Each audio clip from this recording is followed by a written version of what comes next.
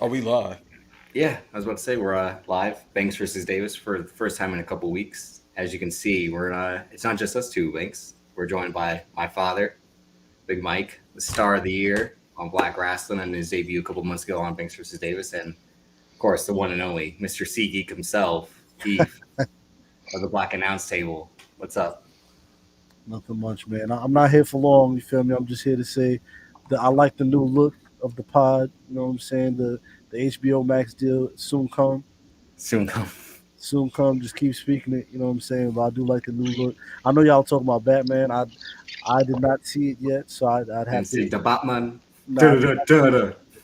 So, so you feel me? I'm gonna let y'all talk about it, but I'm just here to say y'all are doing amazing. I love the new look. Y'all keep running it up. Big Mike, it was a pleasure meeting you, man. Yeah, you too. Y'all And felt. if you'll be in Dallas, right? I mean, with the new deal, I feel like I should touch the city. So Yeah. who knows? You know what I'm saying? I gotta talk. Well, I'm gonna talk to Chrisanne about it later when she gets out of work. So we're gonna figure something out. No, y'all Oh yeah, coming out there. you gotta. We Yeah. gotta do BAT in person in the same place. Oh yeah. Now Yeah, we can BRP as well. We gotta have jump the on. 3-part crossover. Hey, no, this is a lot of crossovers that need to happen in that 4 day span. So Yeah, I'm gonna have to make my way out there and touch the city. but no, I appreciate you stopping by. There's Matilda. And and the reason we have this new look and we shouted him on Friday, but again, KP, we owe that to you. He's done the amazing work on your guys' pod with the logos. Salute to KP, super producer For real. for the year, Exactly. I said master of his craft. I mean, magnificent. 100%. But hey, man, y'all fellas be good. I'm gonna let y'all do your thing. All right, Thanks. champ. Peace. All right. But yeah, we'll be talking about the Batman Banks, a movie that we've been talking about since we started. Yeah, absolutely. It just like I said to Davis, I think I said it last week. The fact that it took 2 years for this to get done. You know, what I mean, it was an original idea that he had years ago, but the fact that it manifested, we started production stills, but then the COVID, or I can't say that because we on YouTube, the Rona happened, and Oh, then from that to Patterson getting sick, and then the movie being delayed because it was originally supposed to come out to October, to it then coming out last week. We here, man, and I've heard nothing but great things about it. So you and Pop seen it yesterday, correct? yeah, I saw it last week, and I said like, everyone will be talking about it on the first weekend. We'll just bide our time and wait, talk about it the following week. And he was in Florida, where you are currently. I mean, who knows where you'll be 3 months from now? But we talked about it when he was on the first time. That his guy Pattinson, Cedric Diggory in The Goblet of Fire, Edward in the first Twilight. One of his favorites as a grown man. And he was kind of, and you were impressed by the trailers you were seeing, right? Yeah, I thought. I mean, I thought it was. We talked about it yesterday. It was very Crow-esque, right? It felt like almost like that Max Payne video game, that kind of Sin City, dark, bleak. Um, but that's kind of what you know as a kid growing up reading the comic book, that's what you always kind of pictured Gotham as, right? So I think the big thing that I liked about this movie is I like that it was able to not make you ask the question, okay, well, how did Bruce Wayne become Batman? It was just like, okay, he's already there, he's already started, it doesn't matter. The story was so good right off the bat that it didn't matter how he became Batman. Like you weren't asking yourself all those kind of prequel questions that people kind of ask themselves. So I thought that was done really really well. Um, I thought he was really really good as Batman. I thought he was. I think from what I mean, I think he's probably the best Batman that I've seen. Bale was good, but I think Bale was the recipient of having great villains with Ledger and Hardy to kind of play off of. If you look up the guys that Pattinson played off of, they're not big time actors, right? I mean, the kid from The Girl Next Door. I mean, Can't think of Paul another. Dano. Yeah. Yeah, I can't think of another movie he's been in. Commissioner Gordon's fantastic. He's great in everything he does. Yeah, Jeffrey Wright, and then Colin Farrell as the Penguin, who you were shocked when I said Colin Farrell. I didn't believe that it was Colin Farrell, but you know, Well, I you mean, thought it was Colin Firth. I'm like, it's Colin Farrell. I'm like, Colin Firth? yeah, And I'm like, no. You're like, Alexander? I'm like, yeah, from SWAT. He's like, you should have said that. Like, yeah, like, I didn't believe it. But no, I mean, you know, I thought it was one of those things where, you know, we talked about it yesterday, Davis, where, you know, the Batman versus Bane. I watched that for Hardy. I could care less kind of what happens with Batman or even Ra's al Ghul's daughter. It's more like you want to see Bane because Harding's so convincing as Bane. magnetic. Yeah. Yeah, same thing with Ledger as Joker. Like it didn't really matter what happened with Batman. Almost like the first Batman movie with Keaton and Nicholson. People didn't really care about Keaton; they cared more about Nicholson, right? So I think this time, you know, it really felt like that was pulling in front of my house. It definitely felt more like a Batman movie. It was about him, right? And I thought he did a really good job. I thought he was really, really good. The story was good. I like how they finished it. You know, it wasn't anything left open. Standalone, yeah. Yeah, visually it was good. Visually it was good. Action-wise, it was good. It wasn't crazy, over the top, super futuristic. You know, where you know his car was just a Mustang. It wasn't like it was you know, a Humvee with 25-inch tires. And he was on a normal motorcycle. And not that Bale stuff, you know, that's not.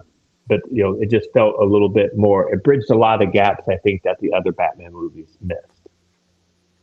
And Banks, we just, you know, watched the last two, The Dark Knight and The Dark Knight Rises, and we talked about how, again, Ledger and Tom Hardy, you know, they very make the core of the movie, and that Christian Bale is good. He's probably a better Bruce Wayne than anyone's ever been, because he pulls off that, like, I don't want to be the Batman anymore, like how hard it is to be the Batman, and then he realizes that's all he wants to be, as it's like going to kill him. Mm-hmm. And we said before, like the whole point of like Michael Caine's offer is to be like, you don't have to keep doing this. Like, why are you doing this? Oh, speaking of the devil, there he is. What's happening? What's happening? Bam, over. Man, what's going on? What's going on? What's happening for Sunday so far? What's going on with you guys? Hey man, we just talking about the Patterson kid and how he was crying, and he looked like the Josh Matthews band. That's all we was saying. As you talked about, like he might be the best Batman. When Banks and I were like waiting for this movie to come out, we had often joked like, "Oh, they picked the wrong guy," because again, he had gotten sick, and I'm like, "This guy's he's probably gonna be one and done," based on how like he's fancies himself an artist and then a very serious actor. Like he probably took this for the paycheck to then afford to do 7 other weird movies with auteur directors. And you were like, he's a stick man. He needs to eat a steak, hit them weights. Yeah, he did. But Banks was still like, come on. You were very like Scott Steiner to Christianist, like, come on. Like, yeah, 500 push-ups a day. Which is what you tell me every day as well. But I mean, so. And when you're in the suit, it doesn't really matter because he embodied that brooding, and his voice just very like subtle, like, I'm getting you. Like, he didn't do it like the fool. Yeah. Yeah, and you saw in those fight scenes too, like it wasn't, you know, 9 guys, him throwing 75 punches and everybody's done. Like he took some damage. He got picked up, he got thrown around. He got shot in his booty a lot. He wasn't you know, it wasn't so cartoon-esque that it was like, oh, you know, now he's going to take on 75 guys with, you know, a nightstick, and then it's all over. You know, the only time that it did do what you're saying, because you're right that he took the most damage of like any Batman, like it, because it's good because of the era of Batman that's covering. The only time when he was taking direct machine gun fire, in the hallway. I'm like, oh. Well, that and the part where he flew and like the parachute got caught and he got flipped down and just bounced off the cement. I was like, and he just goes, Darby Allin bump. Yeah. Oh, and I'm like, no. Everything is no. You're like, they really got up like you're party like, you're I'm good. You know, But I think other than that, they did a lot of, you know, it felt, a little bit more as realistic as it can be, right? Mhm. And I thought it was good too because the gadgets weren't crazy. I do like the vision thing. I thought that was a real good twist. I think the best twist about the whole movie, in my opinion, was that his mom was Arkham. Yeah. Yeah, I thought that what was shocked me when that happened. I was like, oh, that's a creative like twist to that's really, really good. I thought that Has was. has that You know, happened, or is that based in anything comics, I or is that can't. just is that them taking license? No, it's happened before, like in Flashpoint, the alternate universe. If y'all never see that animated movie, I say check it out. Flashpoint. So in that, she becomes the Joker yeah.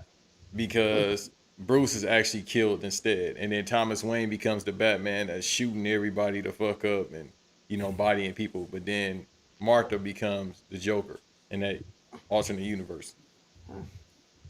But It again, does. like I don't think anyone has ever like made her Martha Arkham before she became Martha Wayne. Is what we're kind of saying. Like there was a creative license, like my dad said, like to like because I told him after I'm like I think the sequels will be the Arkham Asylum. Like I think he'll have to infiltrate. My whole thing is like again we're talking spoilers. Barry Keoghan plays the unnamed Arkham inmate who is the Joker, obviously, and Barry Keoghan was Droog in the Eternals. The best one in that movie was him, the one who had the mind control power. Um, so obviously, I think like him and the Riddler might stage a riot, or like the inmates take over the asylum. He has to break into the asylum to like free whoever out. Like, isn't that one of the games? Isn't that like the second or the third one? Yeah, Arkham Asylum. Yeah, That's the only one I played. yeah. It's like, and that's Very good game. so. I think that's what, and what we were saying, like the gadgets were realistic. And my dad looked right at me when it happened. Like when he breaks through Gotham Square Garden, like he flies right through the ceiling. He does a two grappling hooks. I mean, the grappling hooks like brings the villain. Like it turns like a boss fight video game. Like he has to like defeat the 7 Riddlers to like save the citizens. Like it turns into that. Like you said, like he has to swing them all around. And he's taking shotgun and like a video game is hell slow, so he has to hit the adrenaline to like get back up, and then he just goes fucking ballistic on the one guy. Poor dude, boy. Yeah. I mean, he was going after Zoe Kravitz. I think we'd all be in the same boat to do the same thing. Like, Well, Davis, they're married, so just talk to the nasty guy. Yes, Hey, yo, married niggas are the nastiest niggas. I'm sorry. that's about right. the movie Shout out to opens Mike. up and it's funny. Shout out movie to Big opens up- Mike for having some straight pussy in the background. Just I looking too. I He's think I do think that it was. I thought it was well thought out. I thought they did a really good job of just telling a different story where Catwoman's involved with Falcone and Penguin's the second-hand guy. He's not the main guy, and Riddler's always played second or third fiddle to Joker and Harley Quinn in this era of movies. So I thought they did a really, really good, good job of bringing kind of every bit and piece of the comic book or the video game or the cartoon or some of the other movies all in there together. Like, I always forget that the first Batman movie was about Scarecrow, right? You kind of forget a little bit about that because there was so much going on. The first Christian Bale one, yeah. The first Kristen Bell one, yeah. And then Ra's al Ghul at the end, and she's like, I was the villain the whole time, and you really didn't even know it. Like, right. And who's the That's kid probably that? because so much of that was an origin story as well as a Batman story. Right. And that's really we get a treat here because it's the first one in the series, but it's not. He's already Batman, but he's young Batman. He's beginning of the third year Batman. He's only been doing it for 2 years, and it's a Batman that hasn't been covered a lot. Now I like that's probably my favorite part of it, and it's showing that like what the Riddler said was true. Like the real person is Batman. Yo and the Cow is the real guy. yeah. And he'll develop his persona eventually of billionaire playboy in the coming movies, I would assume. Right. Slow build up. We all are wrestling fans here, so this is definitely long term booking. Mm-hmm. Well, That's and what I what was telling you yesterday to my dad. I was like, The only other movie that is kind of similar is Spider-Man: Homecoming. Granted, they got to introduce him in Civil War, but they don't explain Uncle Ben. He just tells Ned, "I got bit by a spider. The spider died, and now I have these powers." Mhm. And he's still figuring out how to be Spider-Man. It's only been a couple months, and he's thrust into like this. The Vulture's like the main villain, and Tony Stark's kind of helping him, but he's like, "I'm not going to help you. Like, you've made a mess of things. Like, you shouldn't be doing this anymore." And so he has to figure it out all on his own. And what I said was, the charminess of Tom Holland is what makes that work, and then the seriousness of Pattinson is what makes it work for this. So we just saw how Tom Holland's trilogy ended with No Way Home and Far From Home before that. That's why I'm like, it'll be interesting to see what they do for the second, which was just announced this week after it destroyed the box office and did as well this weekend. What the second will look like, and then potentially the third. And I was saying, like, you probably hold off on the Joker as the main villain until the third, because Banks, you're saying that the rumor is that Matt Reeves wants to do Mr. Freeze, right? Isn't that kind of like what's being talked about? A proper Mr. Freeze. And once again, spoiler alert. So the flooding happens in the city in Gotham, right? How long does that flooding happen? What if it goes into winter?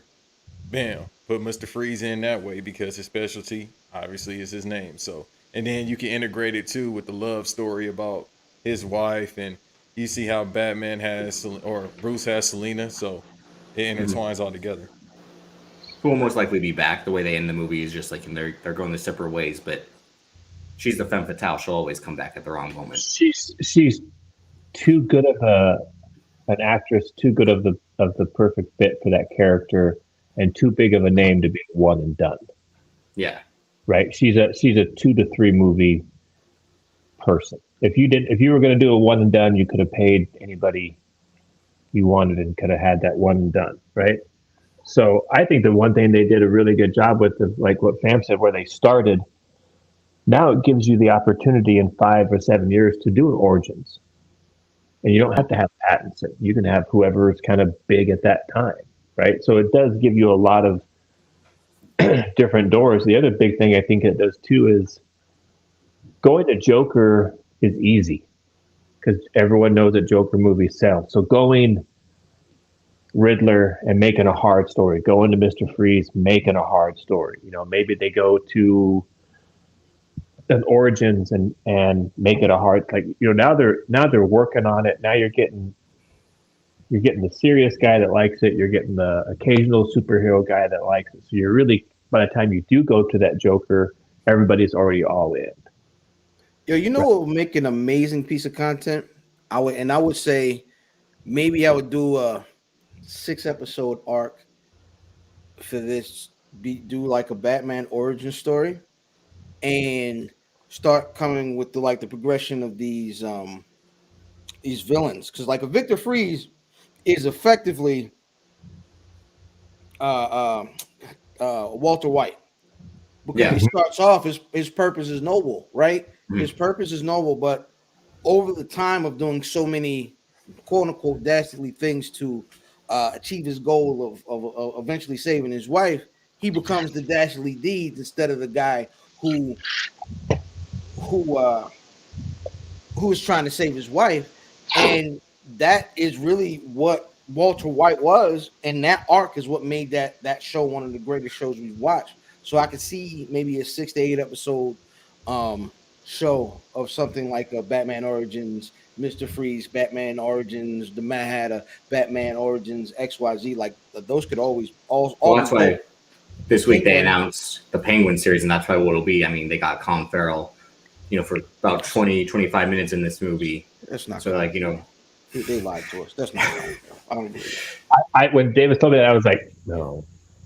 Yeah, like, we had covered that when we just started. I'm like, oh, the guy from such and such, and he's like, no, like from Alexander. I was like, get the fuck out of here, hey, yeah. Yeah, the same thing to my wife. Hey, take it easy. Hey, take it easy. Hamas. Yeah, hey, sweetheart. Yeah. That's like every citizen, every cop, every criminal was like, oh, yeah, I'm walking here. Like, yeah, hey, it was overdone, but hey, Chief, he ain't got no. What about fingerprints, Chief? And he's like, so is this? How is this Gotham for y'all? Like, what do y'all think of this iteration of Gotham? Where does it rank Does it seem, you know what I mean? Because it was Gotham is the nickname for New York, and it's supposed to be New York-esque. They really went far a couple of times, like you said, Gotham Square Garden. which is brilliant. It might have been a little too heavy-handed. That might have been a little too heavy-handed. I likened it to, it felt very Crow / like Sin City kind of Max Payne-esque. And in the darkness of it, of how dark the film was. It rained for 4 straight days. Yeah, which, I mean, you know, it looks like you could say right now Gotham is, you know, Gotham's the grunge version of Seattle, right? Isn't Seattle the grunge version of everywhere else? Yeah, well, it's because Seattle's a shithole. But I mean, that's why they play Nirvana. Like, if they actually played something in the movie, it's like they cannot actually be doing this. Like, it was too. It was a little cheesy to me. No, but I'll tell you, that's another thing too. Real quick, I thought the score in the movie was perfect. That's the best thing about it. Really well done. You know, with the theme song from Hitman. I don't know if you guys played Hitman, the video game, but that played so well. But no, I mean, I thought Gotham-wise, I thought it was good because even when it was daytime, it was still cloudy, right? And I mean, that's what Gotham's kind of always been about, because when you see Superman go to Metropolis, it's sunny outside, and it's kind of like, you know, the opposite version of the spectrum, right? So, if you're having more of a cartoony version of Batman, then you don't need to have that dark Gotham. But if you're having that kind of, I don't know what else to call it, but that kind of emo version of Batman, then why not have him survive in that kind of dark, damp era? I thought it was good. Yeah, it's a classic noir. That's why everything's smoky and the shadows, and I mean, it was a detective movie. This is not a superhero movie. Sorry, folks. Yeah. You know what I mean? People want to take their kids, okay, but who did that? Bound. Yeah. Well, I mean, you don't have a kid. We're saying like under 8-year-olds. Yeah. Don't take Lil Bobby. Lil Bobby is gonna be shook. Like, listen, Lil fam like John Morant. Eat them? Yes, he does. So he can watch this, all right? Yeah, but anybody, like you said, Lil Bobby. Yeah. He was beating the Darby Allin villains like he was John Morant with the quickness. He was just like. I swear to you, my kid came in my bedroom this morning with a little gator mask and a hat on, playing the Nirvana record, and threw his Batarang remote control at me. I punched him in the chest. Yep. Sit your ass down. Yeah. But no, but thanks. Like, we had been talking about like the whole look, just because we basically were studying set photos for a year and a half in the trailer and breaking it down. Like, oh, what does this look like again? Like, the one thing you're like, oh, it looks like Seven, and that's what everyone was talking about. It looks like Brad Pitt, Morgan Freeman, Seven. Like, even then, it was constantly raining in that movie. That's why I told you this is the most New Line cinema film ever. It just has like House Party? That's the other side of the spectrum. It's either that or like Dark City, The Crow. You know, it's either like super fun comedy or brooding, the world covered in shit, Spawn. All that. Pops, have you seen House Party? I saw it in the theater. Do tell. I got to hear this. I saw it Friday night at the Antioch. God damn, so what was that movie? The Regency Theater in Antioch. You mean before it became Brendan Theaters, or? Yeah, before it became Brendan. Yeah, I remember that. I remember going to that with Jamal, Lily, and Nelson. They were all gang members. I'm certain of it. Jamal and Lily was that hood couple that everybody loved, like Franklin and his old face lady. I'm sorry. Go ahead, keep going. So Nelson and Lily were cousins. Nelson was sounds like a guy I know. He was like the straight guy, right? That doesn't sound like a guy. No. Yeah. Are you sure? I mean, like he was like, you know, never got in trouble. You know, he'd show up 5 minutes late, dad whipping his ass, kind of thing. You know, that kind of thing. Jamal he had the big high top fade. He had he had a DJ equipment in the house. His mom was a nurse, so she was never home. So we always hung out at Jamal's. And Lord Lily, make his mixer techniques and not Gemini. Keep going. I'm sorry. Lily was like, he had a rap album, like Hey. legit. It was on the 415 Bay Area like compilation one time. But Lily was like 5'5", 190. Oh, yeah, And- David size. and he was I'm not 190 though.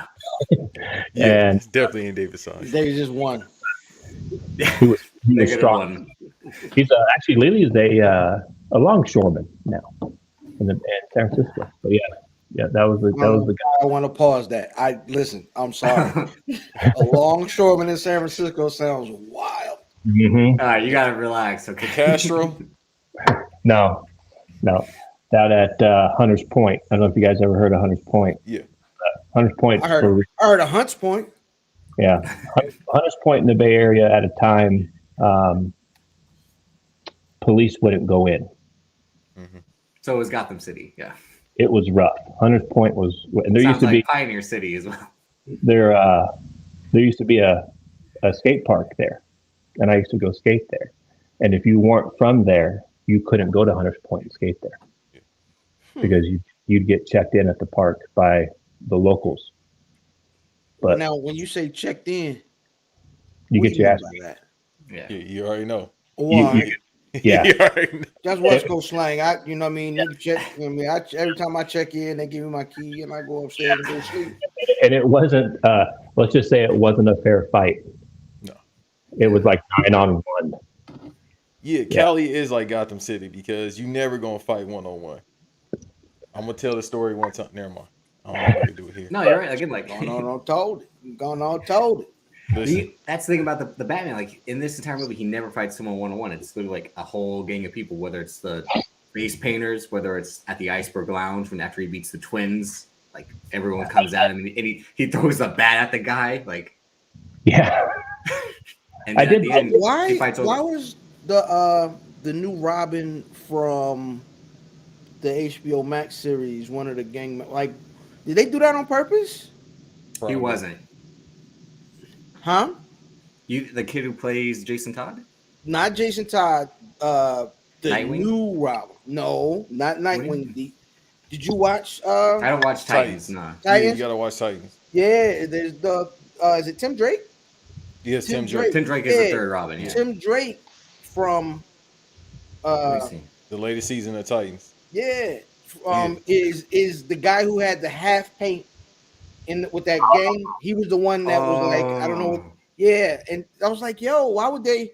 That seems super on purpose. Why would you have That's a guy good- from Yeah. such a current property? Right. That's kind of a good way. You could tie it in that way too, right? Because you see, like, he didn't want to be a part of it, Yeah. Right.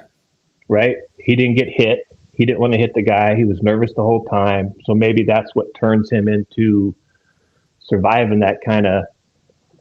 He sees how Batman goes in and just runs everybody. He's like, oh, I don't want to be part of that. Well, he's already hesitant to begin with. But fam, don't you remember? It makes you probably will as well. Like in Civil War, Alfred Woodard shows up as the mother of the son that was killed in Wachovia. A few months later, she's in Luke Cage as the villain, and she's not the same character. So it's probably one of those things where they cast the actor for two different It's roles and just just really really didn't weird. care. Yeah, it's just really weird that they would choose someone from a current property to do something that's really so. The way that character is on Titans, he would have never been in that game. Mhm. So it's just weird. It was just weird because immediately when he pops up, I'm like, oh, it's him. I guarantee they probably saw him because that scene is in the first trailer, and that's when they were like, so that had already been shot and cut. So they probably added him to Titans, like, you know what, we were impressed by him in the scene. Let's give him a role in the show. You know, that's kind of how it works sometimes. But like, they could say the same thing about like, I forgot that they announced Barry Keoghan was going to be in the movie.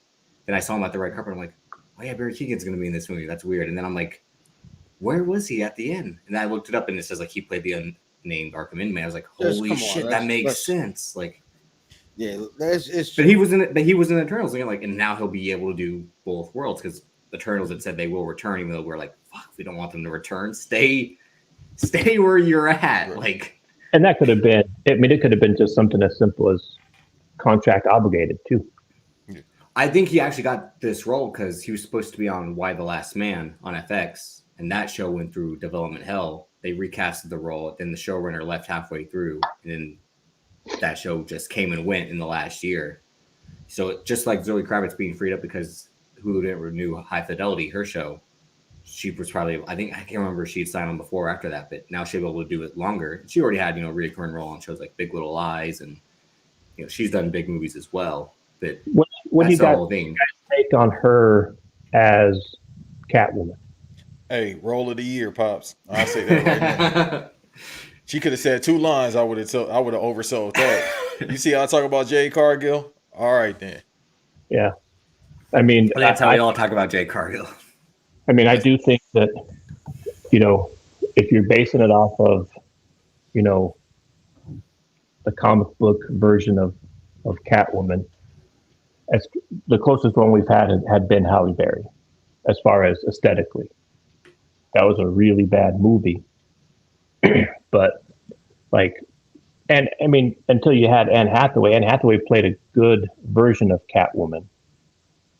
But until she was screaming, and Banks like, oh, poor. But I do think that Zoe's part was that's tailor made for her. Like you nobody would have been able to do what she did. I thought it was brilliant. She was really, really good. Yeah, no, absolutely. She played the aesthetic in many ways. So it was the innocent woman, the way I'm trying to get something out of you. You know what I mean? She's scamming. You feel me? I feel like she was a Brooklyn woman. She was scamming. Okay, you're being a little too close to home now. You got all. I know. I'm sorry. I'm trying to. Why is the You're talking about Catwoman? Why is the actual Catwoman? Well, that was it. I mean, and I told you, Halle Berry actually doesn't play Selena Kyle. She just plays the Catwoman. So it's the thing, fam, Banks, you're not going to cape for Michelle Pfeiffer? None of y'all going to cape for... All right, let's really talk about how... I hate using this word because it's so overused, but overrated the Tim Burton properties are. Yes, my man. Everything old ain't the best. You know what I mean? And in this case, the portrayals, Tim Burton's portrayal of Batman was too cartoon. And but we got also great performances from Keaton and Nicholson. Are you sure? You want to get nuts? Come on, let's get nuts. I love that. I love it. Great performances do not outweigh the universe being too cartoony. All the little weird, all right, Beetlejuice was cool, but Beetlejuice and Batman having a baby, I don't want to watch anymore. Yeah.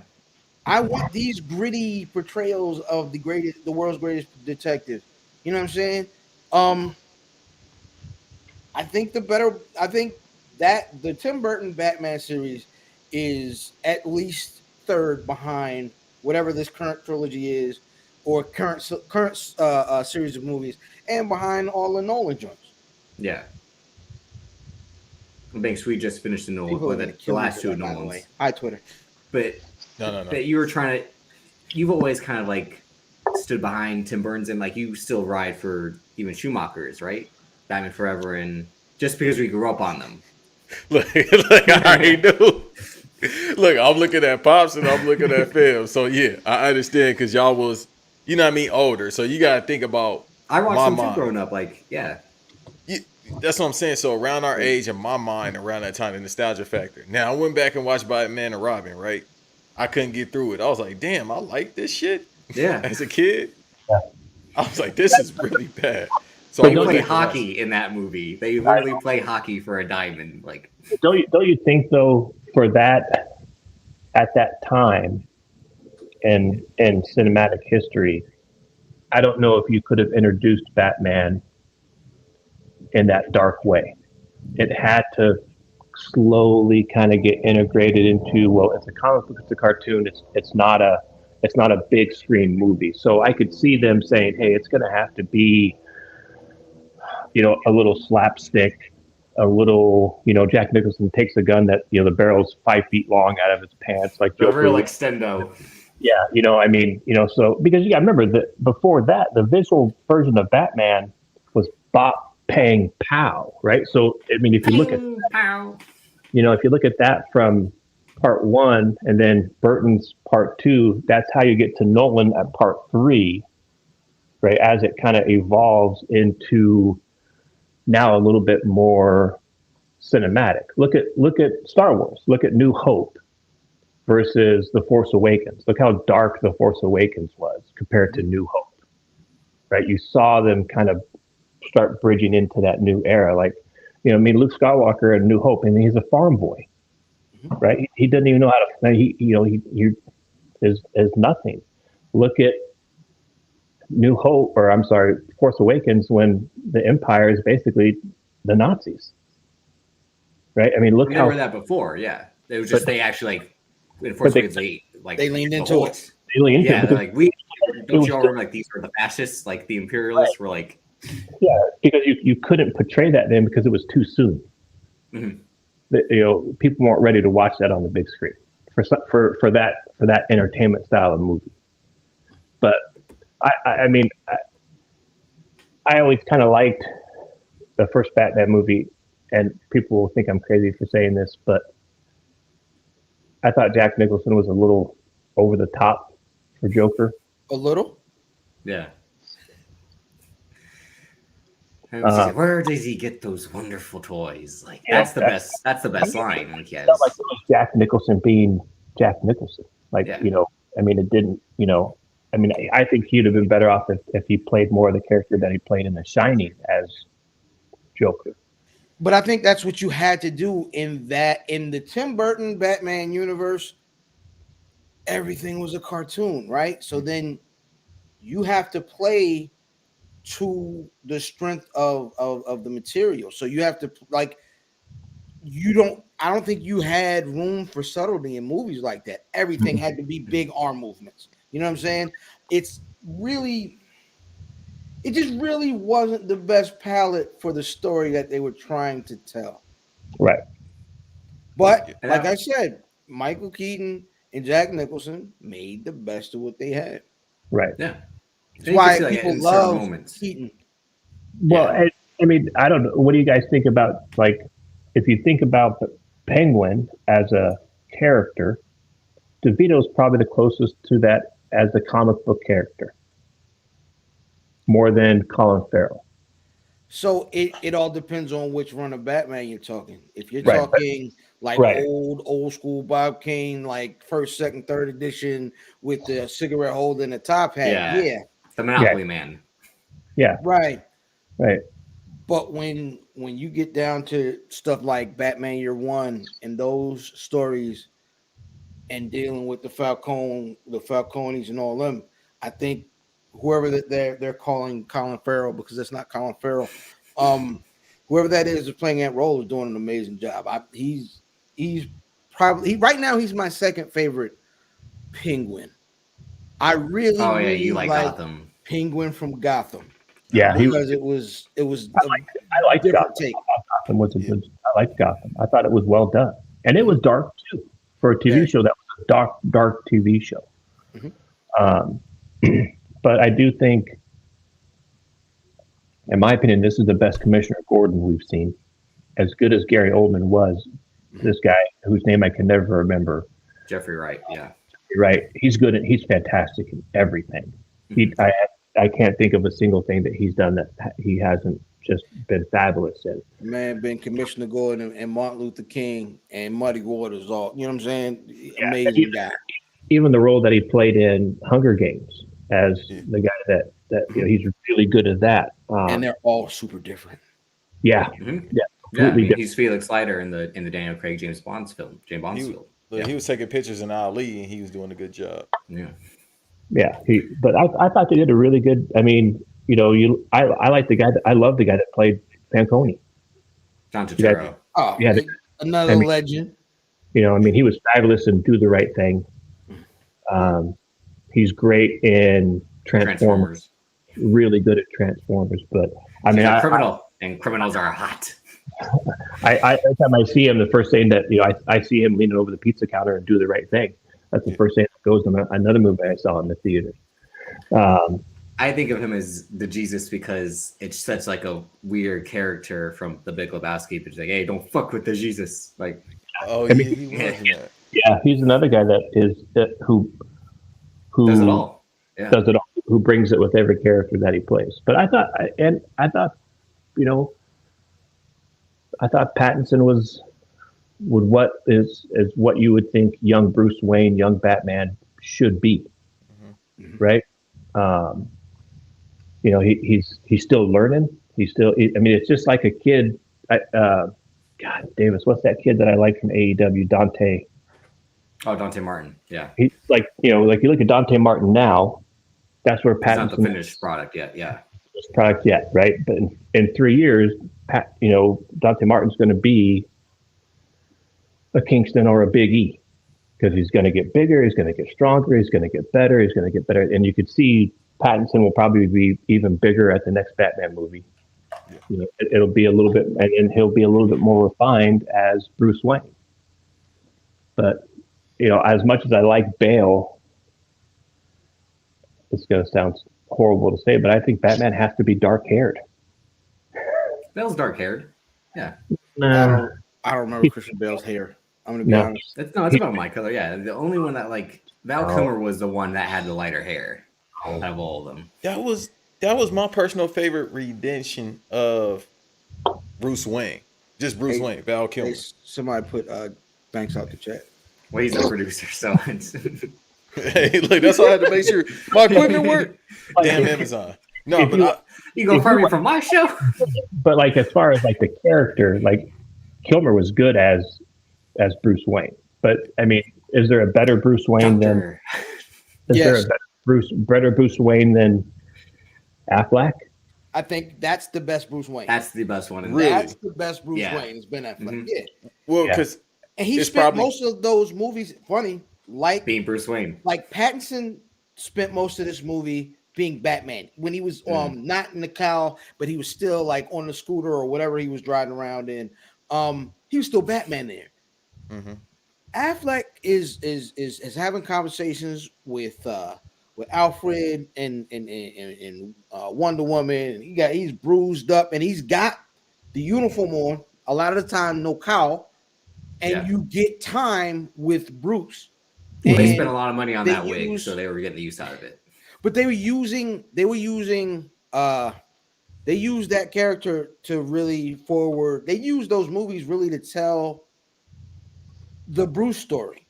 You know what I'm saying? They were telling you who Bruce was more so than Batman. And I think in the context of the Justice League, Batman as Bruce is more important than Batman, the world's greatest detective. Right. And I remember one time. Oh, no, Banks. My fault, David. So no. I understand what you mean by that, fam, too. And because he has the resources now. So it's just like y'all said earlier. But Pattinson let him grow, and then he let me actually use this money. Let me go on these dates, or let me go whatever I need to get my equipment. Mm-hmm. But with, the Batfleck, I got my money. I'm beyond up. I'm older. I done did it all. I'm breaking motherfuckers' necks as well. So, so I understand what you mean by that, too. The Kilmer one was just basically based on probably just a quick thought of when I was a kid seeing that and how he was depressed, but he still was acting like a boss. But, I understand. Go ahead, Davis. I'm sorry.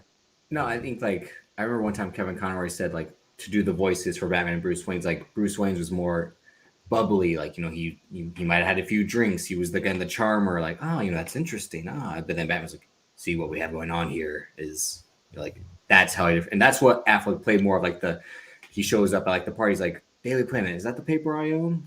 Which one is that? And then he does again, billionaire playboy, but his Batman is their Dark Knight Returns, the hard and he's going too far because he's been through it all. He says it to Alfred in that scene 20 years of fighting crime in Gotham. Look at all the good guys that have come through. How many stayed that way? So it's alluded to there's probably been a Harvey Dent who became Two-Face.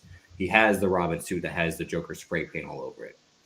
Pattinson's is figuring it out. The one thing my dad was impressed by was like, oh, so is Alfred, Andy Serkis is Alfred, is he the one that has trained him? Because he says like, I could teach you how to fight, but I couldn't be your father. Like, Right. Yeah. So and we're not sure. Like, did he travel across the world, or was he just trained by Alfred and like that? Because we can kind of see that he's smarter than Alfred when he puts the cipher together.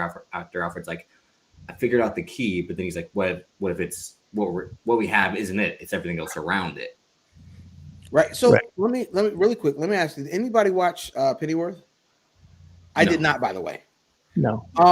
I'm just really curious about that portrayal of Alfred, because like all the different Alfreds have kind of played different. They've been all kind of like surrogate fathers, and they've all been support. But like the what's the one from the Nolan ones? Michael Caine. Michael Caine is easily my favorite, because they took time to flesh out who he was, and they let him go through a character, like a story arc, as well as like develop. And that's probably that. A lot of that is because he's Michael Caine. Yeah, he could do it. Was the thing like? Michael, and even if you look at the guy who played Alfred for Keaton, in your mind, that was the comic book version of Alfred. Mm-hmm. It's perfect casting in that way. Yeah, that's what Alfred looks like, an old man. Yeah, the old butler who kind of knows. Oh yeah, well this button is for turn on the lights, and this one turns on the Batcave, and that's just kind of where I leave it, right? But I mean, Caine is Caine, and he's fabulous in everything that he does. But like the guy that played Alfred this time, you kind of get the feeling like he's still got something left in him. Like, if he had to, someone broke into the house, they're probably in for an ass whipping. Yeah. Right? I mean, he was great. He's great in everything he's done as well. I mean, he was great in Black Panther. He was really, really good in War. Yeah. But the one thing that Davis and I talked about, it was like, this was probably the most least version of Batman liking Alfred that we've seen. Yeah, he was so pissy to him, is what I said. I was like, he's like, I don't care if I live or die, Alfred. Gosh, like, oh. Yeah, I mean, a lot of that is like, because he's the young kid, right? I mean, he's still mad that his parents aren't there, and he's mad that Alfred is and his dad is gone, and so he's like part of it, right? Why do you have?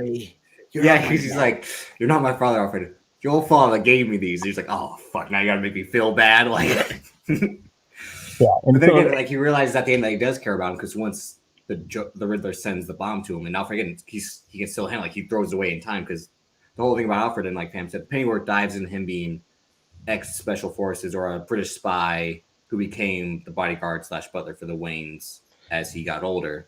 Hey, is that who the new Jeffrey is based on The Fresh Prince? I'm sorry, keep going. I would assume so, based off the trailer. I haven't seen the show, but I watched the trailer. I'm like, why did they make this man fucking Brixton from Hobbs and Shaw? He's like, Master Will. Oh, you've been up for quite a lot, haven't you? Like, and I'm like, is this man like, did he work for Her Majesty's Secret Service? Like, he made his own TV show.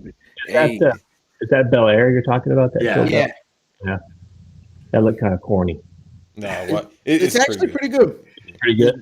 Yeah, they've it's a pretty decent update. Is it? Yeah. I got a hard time with when they do that kind of stuff. Sometimes I get a little the old. Serious version. Yeah, but that's what. Yeah, but But that's like, and then at the end you see like he does care about Alfred, because he's like, the one thing I never want to have again is to lose someone. And then he sees it for Selena as well, like when she's about to die, like that's why he hits the adrenaline. As much as he doesn't care about himself, because then he'll die for the city. It's what kind of what Anne Hathaway says at the end of Dark Knight Rises. Like, you've given them everything. He's not yet. Like, he'll die with the city. He'll do everything, and that's where like at the end. See, I think he really started noticing like Selena's worth when he was watching her change. Yeah, he's it's like Back to the Future. Oh my god, he's a peeping Tom. He's definitely Batman. He's like this. Yeah. He's like, Alfred, you gotta get a look at this. Save it to the other drive. One thing that I think is going to happen, and this is just me being a fan of it, is the mayor that died in the beginning, his son. I think that kid is going to become Nightwing or Robin. Because they Which kept makes sense. The Mom Zane could be Grayson. They could pull something like that. And that's what I was wondering, because they mentioned the town that Nightwing does his thing in. That's where was it Kyle's Bloodhaven? going. Yeah. Bloodhaven is where Catwoman was going. But that's so far down the road. He doesn't even have his 1st He doesn't have Robin yet. You know what I'm saying? But so, I mean, they kind of kept alluding to that with like the stares that they would have for each other, right? Like you'd see it's that he was in that same position was what it was. Right. He's seen but his life played out with now, this kid. Here's that kid, the new Robin, the one kid that they kept showing. He's definitely the new Bruce Wayne. Yeah, and that's where it was like I could see them going down that road. All of a sudden now, movie 3, here we are 8 years later. Now he's not 11, he's 18, right? Yeah. Family's falling on hard times. He's had to kind of grow up a little bit, and now does he kind of become that vigilante to part 2 to Batman? I could see them. It left them a window to go down that road. And even though it's so contained, like it tells the story it wants, and it finishes like the Riddler shows up. He's the Zodiac killer, and he puts him away. And he stops his plan of drowning Gotham and all the wrong that's occurred in the city. But he stops him. Now the city's about to rebuild itself, and like he says at the end, like people will look to take over now, and it shows the Penguin, and it's like, and who else is gonna show up? And that's why Barry Keoghan's Joker is possibly a factor. And then again, there's still the Rogues Gallery of the Court of Owls. I think was being talked about too, right? Thanks, the Secret Society. Listen, that's what made Gotham great is when they started going into like the Court of Owls stuff. It made it feel different from any of the Batman thing that we've gone into. And given that Matt Reeves wants to tell the detective story, that'll probably be it, because it'll be like him investigating the Illuminati. Like, what's all this mean? Like, what else is it tied to? Like, another assassination attempt, like takeovers are here. It's, what the League of Shadows were to Christian Bale's Batman, Court of Owls will be to Pattinson's, I assume. Is that what they're going that way with one of the 2 Batman video games that are coming out, right? Yeah, Court of Owls, yeah. The Court of Owls, are they going to be is that the one with all the sidekicks? Yeah, because Batman is dead, so so you get to play as Red Hood, Batwoman, or Batgirl, Tim Drake, and I think it's one more, or it's just 3, if I'm not mistaken. And Nightwing. And Nightwing, there you go. So yeah, all 4 of them. And there's still that potential for Barbara Gordon too. With Jim Gordon, like he never said he didn't have a daughter as well. Like he could have a 16-year-old daughter that becomes the Oracle. Well, we got to get Batgirl before Oracle, right? Yeah, I know. So like, but like they can tell out. Like again, there's so much more to do. And I think. Can you imagine them doing a live-action Killing Joke? Because I think that would win Oscars. I think they would, given that, like I said, if they save it for the end, like that's like, it depends on how much. I think Matt Reeves, given that he took over the Ape series, he did the second and third ones of he did Dawn and War, if I'm not mistaken, because I think Rise was the first one. So he did Dawn and War, and he wrote and directed those after Rupert Wyatt and I forget who wrote the second one, but he finished that franchise and he wanted to do this. It's about, I think, the tandem of him and Pattinson, if they're both in it together, they'll be able to have what they want and continue going forward.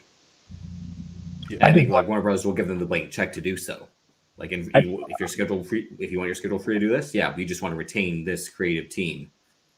When do you think they finally get it together and make a Batman Beyond? See, you were talking about, we don't need to see, I don't think we need to see Pattinson's origin story, because we'll be seeing the first Terry McGinnis story in about 5 years, right, Banks? Yeah, so with that, they will have to now I'm thinking just like a Booker, because like Bob said, they probably don't have to do an origin story, but I think you have to, just because this is 20-30 years from now. Right. I think at that point, Bruce is probably like 60. So let's say 40 years from now. So you kind of have to give an origin story as to how Terry McGinnis became Batman. The crazy thing is, we hear about all these miniseries and everything that's tied into Matt Reeves, I think by now we should be able to get a Batman Beyond. Yeah. Or maybe they just still waiting, like I said a while ago, for technology to advance. Even though I feel like at this point you have the technology, I don't know. Look at Dune. Look at Tron. Yeah. Right. I mean, to me, Batman Beyond was my favorite Batman of all of them. The animated series, I thought like that really changed Batman to me, because it was the first time that Batman, felt like more than a superhero. He was Batman and Spider-Man. That's why I think it works so well. He's Peter Parker as Terry McGinnis, and then he's Batman, and he's Spider-Man as Batman at night. Like it's that. But where like he has to be a regular guy. Like he has to always skip out on his girlfriend because he has to go fight crime. Right. But I do think that's a story sooner or later that DC's got to get on and do something, because that was a great series. I mean, that's still one of the best series when that Return of the Joker, whole series, that was so well done. I mean, on the big screen, that you could play that out forever. That's what you bring back Affleck for. He'll be old Bruce Wayne, and the suit is Tim Drake returning as the Joker. Will the world ever get tired of this property? No, I can't. There's so many ways to tell this story. That's why. Well, because if you look at other superheroes, like to me, I can't stand Superman. Because no one's ever done it good. No one's ever done Superman well. Because he's too perfect. He's too perfect. You can't beat him, right? I mean, it's just like, oh God, it's just I get more excited to see Dwayne Johnson play Superdog than I do any Superman movie that's ever come out, right? So, but Aquaman, who cares? The movie's actually really good though. As much as you were surprised by Shazam, which I haven't seen. I think Shazam is fire. Yeah. Shazam was hilarious. That guy that and the best thing about Shazam isn't the fight scenes; it's how funny that guy is. Yeah.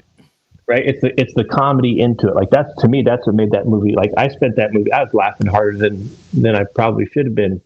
But I still like the original Spider-Man movies, although I do really like the new Spider-Man. I despise Andrew Garfield as Spider-Man. I think it's so bad.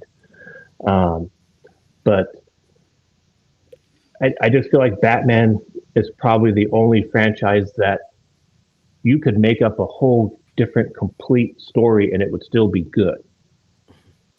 Now, didn't they do like a horror Superman drink where like Superman was a bad guy, or whatever, the little crazy kid. Brightburn. That was James Gunn. James Gunn's brother wrote that, and the take was, what if Superman, once he lands on Earth, was evil instead of good? Like how that could have gone so wrong, which is the whole point of like Krypton, Red Sun, right? Thanks is the one where like if he landed in Russia, Which I mean, the irony now is like, well, wasn't that in the Justice League that me and Fan grew up watching? Wasn't that Bizarro? Well, Bizarro's just from the other world. Krypton, Red Sun, Superman Red Sun is like he instead of like landing in America with the Kents, he lands like in communist Russia, and they use him as like the super weapon. Okay, so he lands. I think they have like isn't there like a Russian Batman to like combat him, or like does he represent like the anti-communists? Like yeah, he owns Chelsea Football Club. Yeah, well, I mean that's from. I was gonna say, y'all think Ryback should play Bizarro in the movie? No, the Ryback should do nothing else in life. I think Man of Steel is as close you'll get to the best Superman movie. It still has its faults, but it does the opening sequence on. No, we didn't see that. I saw that with Grandma. And we saw Superman Returns. I think you have to change the character. I think you have to change. I think you have to take some license and make Superman more vulnerable than if you put the green rocks in there. You know what I'm saying? Yeah. If you put the rock there anyway. If you're a rock addict, maybe, you know what I mean? Take him to the rock house. What did Franklin say when his girl, like, she on rock now? So, yo, That is a lie. Like the way I know, right? delivered. Do you think Yeah, like it's just like she's done. Her life is done. Like, do you think the problem with the Superman franchise is because the first casting of Christopher Reeves was so perfect No, that it's hard to run that back anyway? As bad as those movies were, right? But when you think of Superman, you think Christopher Reeves. I think Richard Pryor. I do too. Both keys at What the the same. was he doing in that movie? What was he Hey. doing in that movie? Listen, drug I'm on money. rock right now. Yeah, I was about to say. Yeah. At one point, he almost floated up like Superman. Well, I think he said. I think he's right. Like Marlon Brando was in the first one. And Marlon Brando and I used to go. All right. Like this. One time he almost became. One time Pryor almost became the Human Torch. Yeah. Yo. No, he was. But no, I mean, Which like, is why you don't like Chris. Which is why you don't like Chris Evans as Captain America. no, God, I don't like Chris Evans to begin with. He's better there than you he go. was as the Human Torch. No, he's good as the Human Torch. He's exactly how Johnny Storm Yeah. wasn't. I guess because that movie was so bad. I don't. Yeah. Hey, real quick segue because my dad hadn't been in the movies since Rise of Skywalker. Obviously, Yeah. due to COVID and all that. Yeah, I know, right? But so he's seen the trailers and he's like, Morbius. He's like, this looks good. I'm like, and then he sees Doctor Strange I'm seeing and it. he's like, he sees Doctor Strange. He's like, oh, Doctor Strange. Here's the problem. So every time we mention Marvel movies, my wife says Doctor Strange is the worst Marvel movie. Like every time she hates the property. I'm like, babe, I'm sorry, but that is going to be the linchpin of the next like 10 years of Marvel movies. He saw the trailer. He's like, there's a lot going on in this movie. I'm like, and that's the fucking point. I don't think it grazes. Like, I don't think it touches how much it's going to be important because like our Loki was super important. Yeah. I think this is going to be that times 10. Well, he doesn't keep up with the Disney Plus shows. He's like, WandaVision. Isn't that her? And I'm like, yeah. You might be screwed. Well, he's never seen all the Marvel movies. Well, I mean, it's funny because we saw Iron Man together the same summer as The Dark Knight, but he didn't keep following the MCU. And then after a while, Okay, I didn't see Iron Man 2 for one reason. It wasn't good. no, it's Don, good. You don't like John Cheadle? no, I do like Don Cheadle, but I like Terrence better. Oh, Mike. Mike. Hey, man. Hey, Mike. I ain't never heard that one before. Mike. Hey, Mike. It just ain't. Hey, listen. Hey, Mike. We So got. Pops is out here watching Empire. Yo. Shout out to my man. Hold your head up. Sleep on your back. Sleep on your back, Justin. I thought, but again, so like you look at Iron Man, like that movie was that role was made for Downey Jr. Yeah. Right. But I just think, same thing with Chris Pratt. Like, who else is going to play Star-Lord? Yeah. I mean, he's especially how he's like a dickhead in real life now. Yeah, it's But I mean, kind of encapsulated it perfectly. But I every time I look at him, he's still Andy. Yeah. Parker to me, but I feel like Star-Lord and Andy are the same character. The only thing that's missing is April, which would have been. Well, he's also Emmett from the Lego Movie. There's kind of some of that as well.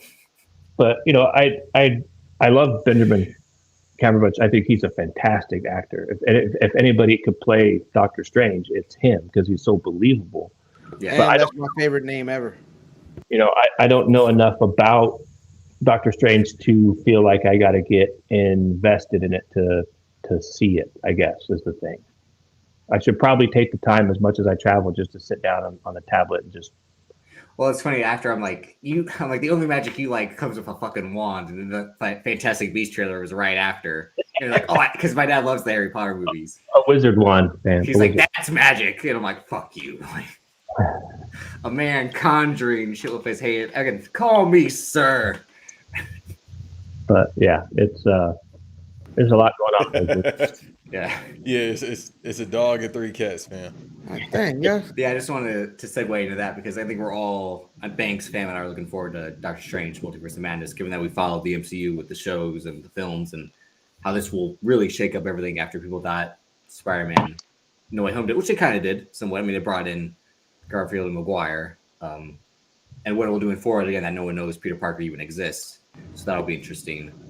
But this is really where, like, again, it's like that voice that we hear in the trailer is Patrick Stewart, so they might be bringing his Xavier in to be. Are we sure that's Patrick Stewart?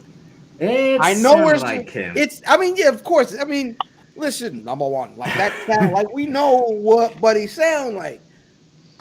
Is it too on the nose, or I mean, because if not, the goddamn floodgates have opened up completely. Like this is gonna be, it might be too much. I think this movie is gonna be like one of the movies you're gonna have to see twice because so much goes on. Right. What Because you already see what 3 versions or 4 versions of Doctor Strange from the trailer. Yeah, it's already, the trailer is too much already. Yeah, I got lost. I was like, you're like, what's going on? Like, what's going on? Who's that? You ain't seen the TV show either, so you really. Yeah, that's the thing. Like, he doesn't follow the universe like that. Like you saw the first Avengers. Well, I'll tell you what, because the last superhero series I watched was so good, I feel like anything I watch after is not going to be as good. Daredevil? Watchmen with Regina King. Yeah. Who is in every way. Mm-hmm. I mean, it is. I mean, listen, baby, I was at a Wizards game, and Regina King was walking up the stairs in front of me. Is that who C-Math took? Never mind. Because if he would took her, say, "Oh, my bad. Oh, I am so sorry." I bet you ain't gonna yell that. Yeah, I would. No, I mean, and what was the thing about Watchmen is like it wasn't the Watchmen comic. It was what takes place after the comic ends. Right. This whole they created from scratch. It was so well done because, I mean, it tied in. It tied in socially. It tied in comic book wise. It was just so perfect. You guys are gonna laugh, but like before that, the only really normal, not normal, but the only really superhero TV show I watched was Green Arrow. First 2 seasons of Arrow are really good. I mean, he was, but again, there's a guy to me that's believable as Green Arrow. Yeah. Or right? Stephen Amell? Yeah, he was. I mean, that's, he was a badass in that show, and that's. Hey man, shout out to the good town of Duffy. If that's what you're watching it for, then it was good. If you're not watching it to leave you, if you're not watching it for storyline or whatever, maybe because they're all. What did they do with that? They turned the Green Arrow into the Batman. He had the gritty origin story, like his father died at sea. Then, like, he's the billionaire who comes back, but he comes back with all these skills, and he's going to fix the city that was broken. It was basically Batman Begins as the Green Arrow, and then again they even bring in Ra's al Ghul, Deathstroke, the Huntress. A lot of people associated with Batman into the Arrowverse, and that's something they could still do. I mean, we were kind of robbed of Gareth Evans' Deathstroke movie with Joe Manganiello, but they could still bring in Deathstroke with Pattinson's Batman. That would be interesting to see how he has like someone that can legit beat his ass. Like, how am I going to fight this guy? But that would be an interesting wrinkle. Can we have one superhero who grew up eating government cheese? Because everybody has to be a billionaire. Can we get one kind of gritty ghetto Spider-Man? No, I mean, like, I want to see some dude who's got nothing. Didn't they try to do that? Isn't that Blue Beetle? Is that what they're going to do with that or no? Oh yeah, the little Spanish kid. Yeah, but I don't know his background. But that's almost like the what's the movie that we grew up watching, Banks, where the kid gets the robot spacesuit? Oh yeah, god damn, I forgot that movie. Yeah, I always forget what that's called. I guess in some way that's kind of what Shazam is, though, right? Foster kid. Yeah, true. Yeah. But again, right? then they turn to the movie Big. We're like, it's amazing being an adult. Like, but that's because that plays Chuck is hilarious. Coochie. Yeah, basically, like. I mean, I'm 15 and I already got laid. Like, I mean, those lines in Shazam. The lines in Shazam where he's like, "Hey, what's up? I'm a superhero." Like, like that. It's funny. Like that shit's funny. But and there is some comedy with the Batman. That's the thing. Like the cop that almost looked like Oscar Isaac, but isn't Oscar Isaac, hates the Batman, but Bruce Wayne's like, "Hey, like, how's it going?" Like, yeah, he was being a groupie, bro. I was like, he's like the Batman. He's such a freak. They see Bruce Wayne. Oh my god, it's Bruce Wayne. Like, And again, Y'all like, really like, cool with queens like that, to be honest. oh yeah, I'm about to say. I had to tell my dad yesterday. Yeah, I 'cause was they in had Astoria, Queens specifically at one point in time, and Nah, hey man, shout out to Banks. that's all about. Listen, pops. Listen, you know about the Queen story, right? Did I you tell told you me? yesterday about the car accident. Yeah, because So that happened to us in Florida. So I'm in a 15-person passenger van in Florida because I got my golf team with me, right? This last week. And it's not like you can dart in and out of traffic in a white transit, right? There's 8 of us in there, golf clubs, suitcases everywhere. I got my turn signal on for like 3 minutes trying to get into this turn lane. Nazir Parker. A little lane opens up, so I dart the van in there. This guy's behind us in like a 2020 Camaro, rear ends us. And I'm like, I know he didn't just rear end a transit van in that Camaro. Yeah. And right away, my whole team has their camera, and they're like taking pictures of his license. He wrinkled his fender, and then he takes off and leaves. I'm just like, we don't even have a scratch. I'm like, what the hell are you doing, man? Yeah, there's no use in even reporting that. Yeah, Didn't do I mean, anything to your van. one guy in a Camaro, and I got 8 20-year-old kids with me. Yeah. Like you're gonna lose that battle. However, if you're riding around in a Magnum in Queens right now, your mother. Keep going. I'm sorry. I apologize. I don't want to stop the show. It's been almost a year. We still like, yo, where's that dude at? Yeah, the whole Yep. time. Because I know that joint don't look right. I know it. I had to tell oh, they get in a car accident, and then they go and exchange a car because they can't drive it. It's a Prius, and I'm like, Black John Stud, who's 6'5". Well, it wasn't a Prius. No, it damn near was. I mean, come on. Because I'm like, Black John Stud 6'5", Matt's 6'1", right? Gene Cena's about 6'1" as well. Gene probably about 6 foot. Yeah. Okay, don't. No, But he's this. He's this though. He's this. No, it's them white tees that make him swole. Hey, That's us in Dallas. White teed up just to gotta. Hey, fam, don't show him this. I ain't saying that. Don't show him this. Cause every time you see, what's up, Playboy? Hey, that's what I do. hey, cuz ain't an internet guy, so don't. You should ask him what he thinks about the Batman. The what, man? Who? Batman. Well, nah, I know cuz. He don't care. He might be out here this weekend. I don't know. I'm gonna check him out. Hey, Baltimore people, there's definitely some Batmans out there. Hey, you know what I mean? Definitely ain't no Batman. There are no Batmen in Baltimore. No, there's some. Because they're in Glen Burnie. Or they might be the Punisher. They might be the Punisher out there. Man, no, the Punisher, he's only wiping out black dudes. I know them, boy. You from Pasadena? You from somewhere in Pasadena? Brooklyn? These are places in Maryland, by the way. I was like, Pasadena, California? No, the real Pasadena. Pasadena, Pasadena that's on the water. Gotham City's underwater. I mean, but they can also write because isn't there they kind of did the Nolan one, but No Man's Land, isn't that like similar where Gotham City's like again under martial law, the city something happened in Gotham, like the bridges are destroyed. Like they could probably also go that route where like he really has to be the police because he's helping the police. But Batman will really turn in the police if they go in that direction. Yeah, what we said on the last 2 watch alongs, like Gotham City Police is way worse than LAPD. They don't do shit. Ain't no such thing. Gotham City is. They don't do shit. Yeah, but at least they ain't plotting. Like, you know what I'm saying? You mean sprinkle some crack on them? Right. Like, there's no. LAPD. What was the drug in Batman's? Oh, the drops. The drops. The driplets. Drip. I was about to say that. I saw it. Like, they stole. Oh, they had this shit from Euphoria. Basically, yeah. All right. Which Peter Sarsgaard, who's the husband of Maggie Gyllenhaal, funny enough, is the DA who has the bomb on his neck. Oh, word? Yeah. Oh, he's scared to her? Yeah. Yeah, that poor bastard. Yeah. Go ahead, big. That's why he was hollering after Zoe Kravitz. He's like, wait. Yeah, he was thirsty for her. I was like, damn, he just like me. Again, who wouldn't? But he was a little too much with But it. He no, in the except the club. Batman, because he has to. She's like, "Come with me." He's like, "I can't. I gotta fight crime." Like, I'd be like, yeah, we all would have been like, I'm Bruce Wayne. Ah, Fuck this.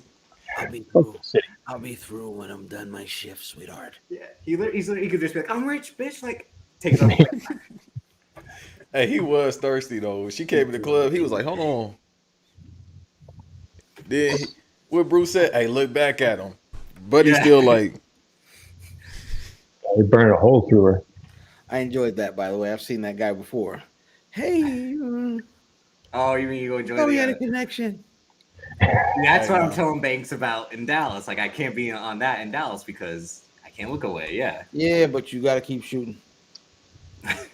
"Okay, the remove button didn't work. Remove myself." So yeah, you right. Guy got a plan for That'll be everything. you You in right. Dallas. Like, Shoot and score. just turn around. How you doing? How Hey. you doing? Off air. Off air. Shoot and score. Yeah. Only shoot and score. But I'm where not would Harrison. and again, like, what's your favorite scene in the film? I think the iconic chase scene is kind of what is still sticking in people's minds after. I mean, especially that he rides the ramp, like he sees it, like he's fucking Michael Jordan cutting through the lane, like, and then flies like a bat out of hell through the fire and just like walks as we see the upside down view. Like, that's probably the hardest visual of like the fire behind him. I think my favorite scene is Gordon, Batman, and Penguin, and him giving the basic Spanish lesson. It's la, not L. It's la. It's world's greatest detectives. Ah! Great scene. And then at the end, like, you sons of bitches. That's not Colin Farrell. I don't think. Dude, you can tell when he does like that. Yeah, like the way his voice goes, because it sounds so like Colin Farrell would never. I want to That's know. not Bullseye. That's not Bullseye. Is it? Well, because And I he had dialed up the Irish accent there. He's he's like, See, that's the thing. He don't sound like Finn Balor, so he started winning. That was the main thing. oh, here we go. Easy. It's me ancestors month. You can't be talking like that, especially after Fam last week. No. That's every month except for February. That No, but legit, I never pocket watch nobody. But I want to know how much they paid him because he went crazy with this role. They was like, "What you need?" think, but I what's as an actor, who is he? Like, what do people when you say Colin Farrell?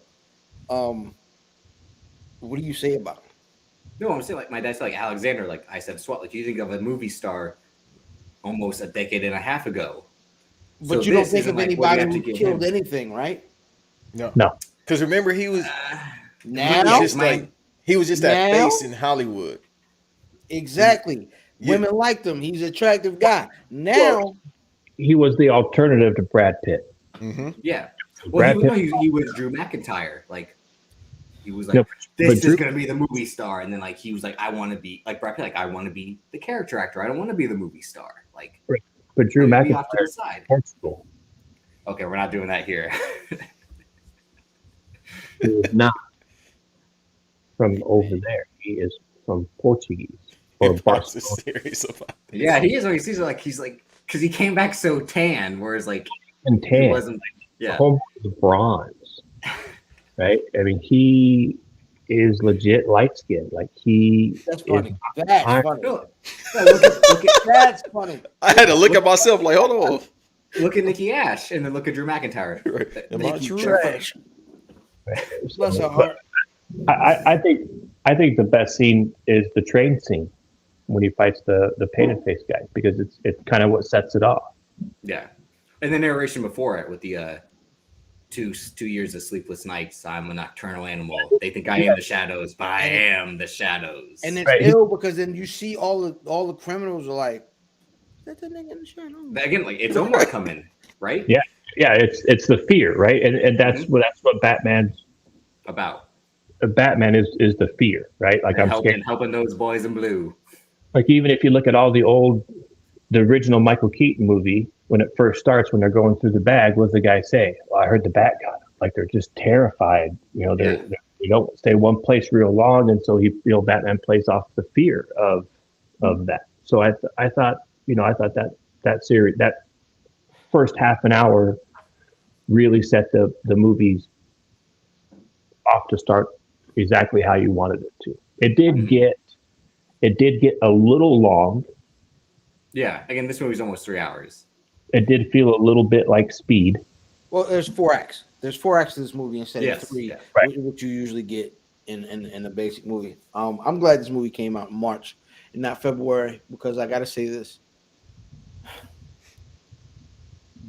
Everybody loves the fact that in Tim Burton's Batman, the soundtrack was a Prince album. Mm-hmm.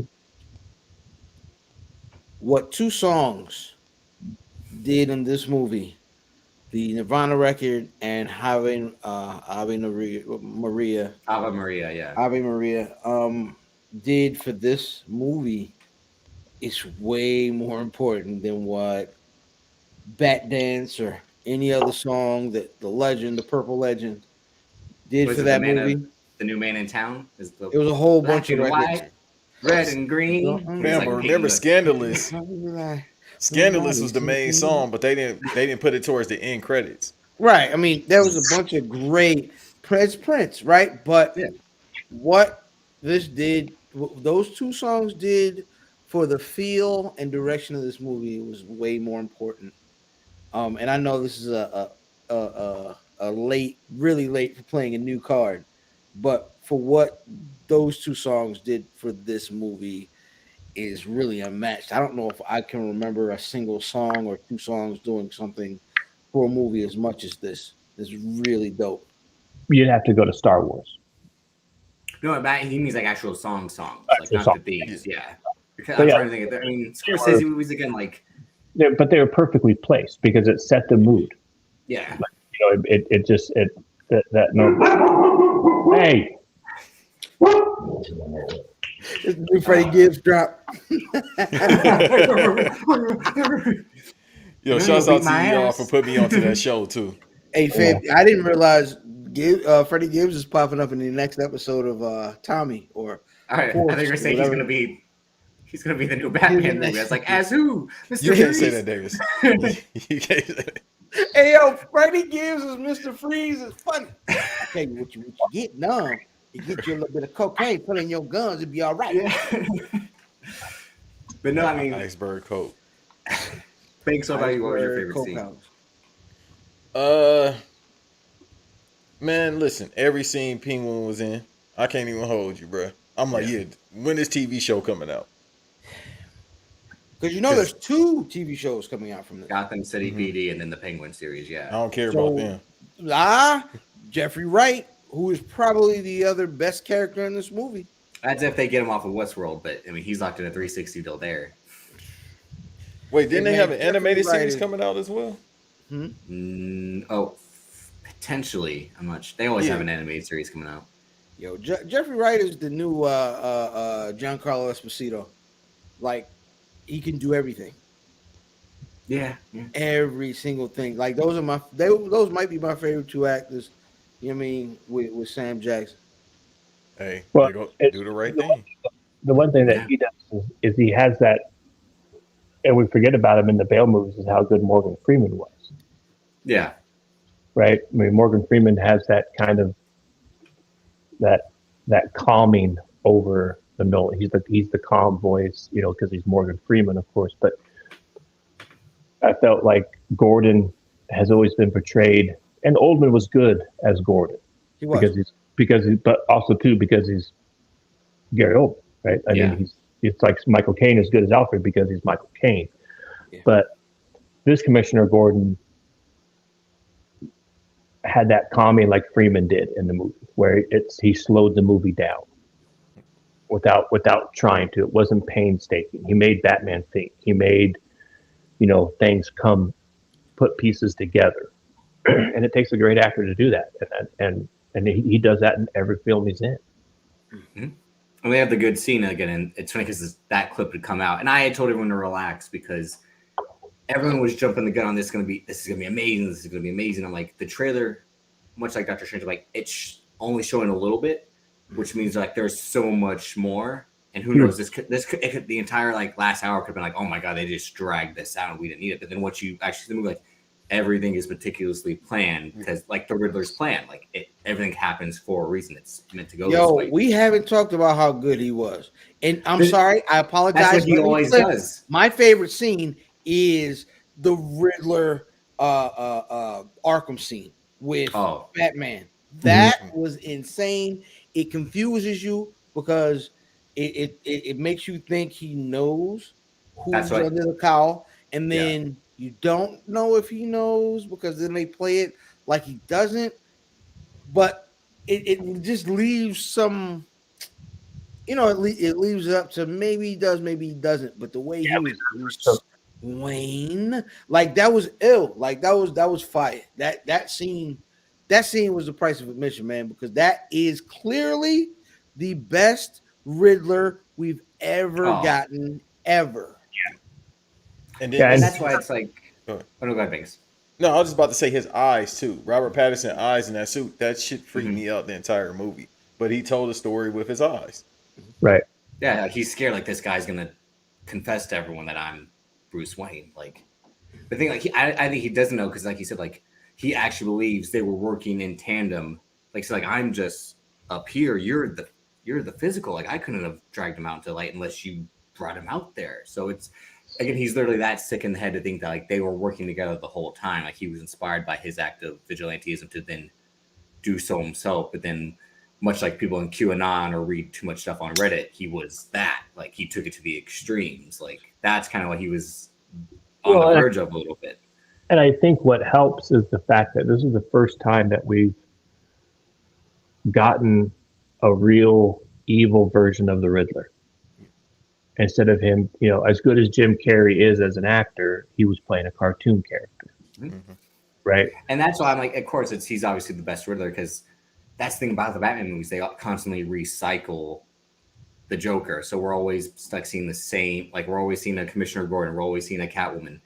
It's either Tom Hardy as Bane or the wrestler who they got to be Bane, and it's like, well, Tom Hardy in a 10-8 round, obviously, like, and then same thing, Paul Dano and Jim Carrey, but like. Paul Dano always plays these creepy guys because he does it so well. Like he did it in Prisoners, and then he does it, and There Will Be Blood with the "Get out, get out," and Little Miss Sunshine as well. He always plays these silent, quiet types that might be the school shooter on the wrong day. He's 100% Watchtower at Texas A&M. Mm-hmm.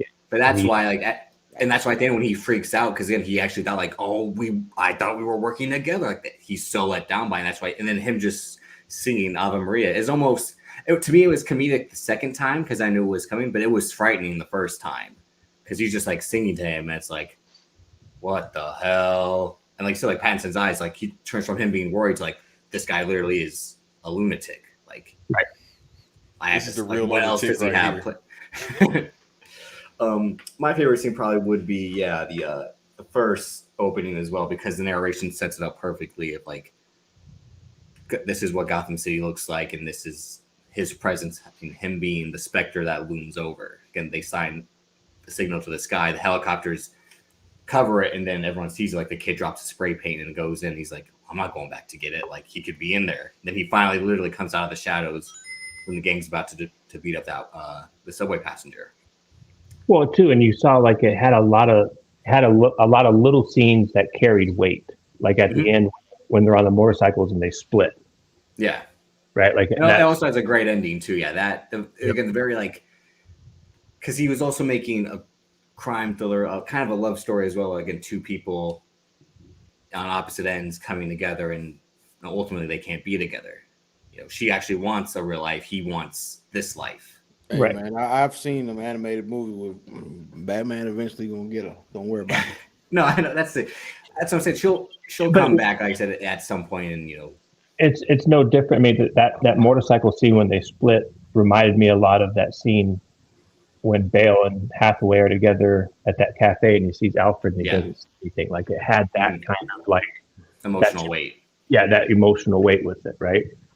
So, I just thought it was really, really well done. I thought, a lot of people want to bag on Pattinson for Twilight and some of the other movies that he's done, but I thought he did I don't think you could have, in this day and age, I can't think of anybody who could have carried the emotional weight of that Batman movie like he did. Right. And it was either him or Nicholas Hoult were the two finalists. Nicholas Hoult was Beast in the Matthew Vaughn, then Bryan Singer, and then Simon Kinberg X-Men films. That mishandled franchise. The right guy. They chose the right guy because that guy's a dork. But again, he's on the worst ever. Which one? Which X-Men film? Is the best one? Yeah. Oh, that's easy. First one? First one. Okay. The first 10 minutes of the first X-Men movie tells you all you need to know about the whole series. Except we got to deal with a bunch of Anna Paquin, and I'm not a fan of that.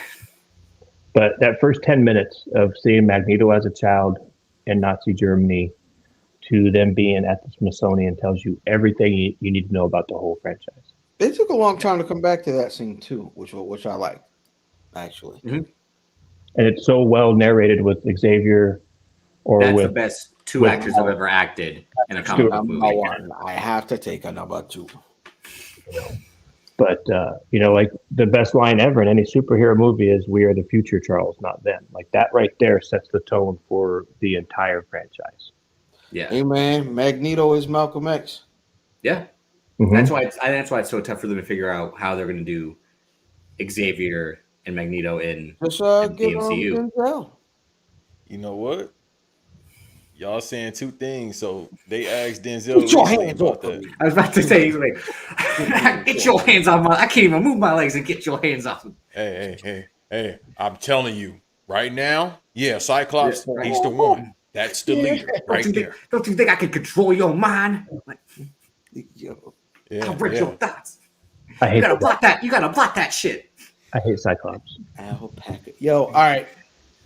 And we're gonna talk about this eventually. Shout out to Wilkins. Cyclops is the best X-Men. Yeah, here we go. If Cyclops is your favorite X-Men. If your Cyclops is your favorite character, then Jubilee is your second favorite character. That's how. Okay, don't do that. The problem is, either way, you are that is big police energy. It's like it's like the Red Ranger being your favorite Ranger. And he is my favorite. Come on. See? You are an archetype, sir. You like Leonardo too, don't you? Oh yeah. Yeah, he has swords. Come on. 3 for 3. I'm trying to tell you. I know what I'm talking about. You're I going to the academy soon. I told you guys. I was sent by the CIA to infiltrate the podcast space, and I'm in too deep. I'm in too deep. You did a good job too. I'm like Omar Epps. Cyclops. You ain't no cop, Jay Reed. You ain't no cop. But no, you seen it too deep, Davis? No, I just know that's the movie where like I'm about to say. Doesn't James Todd Smith play a man named God? Well, never mind. It's a joke I can go with in one scene. Yeah, in the movie I thought I was God. I was on some shit. Like. What were you gonna say, fam, about X-Men though?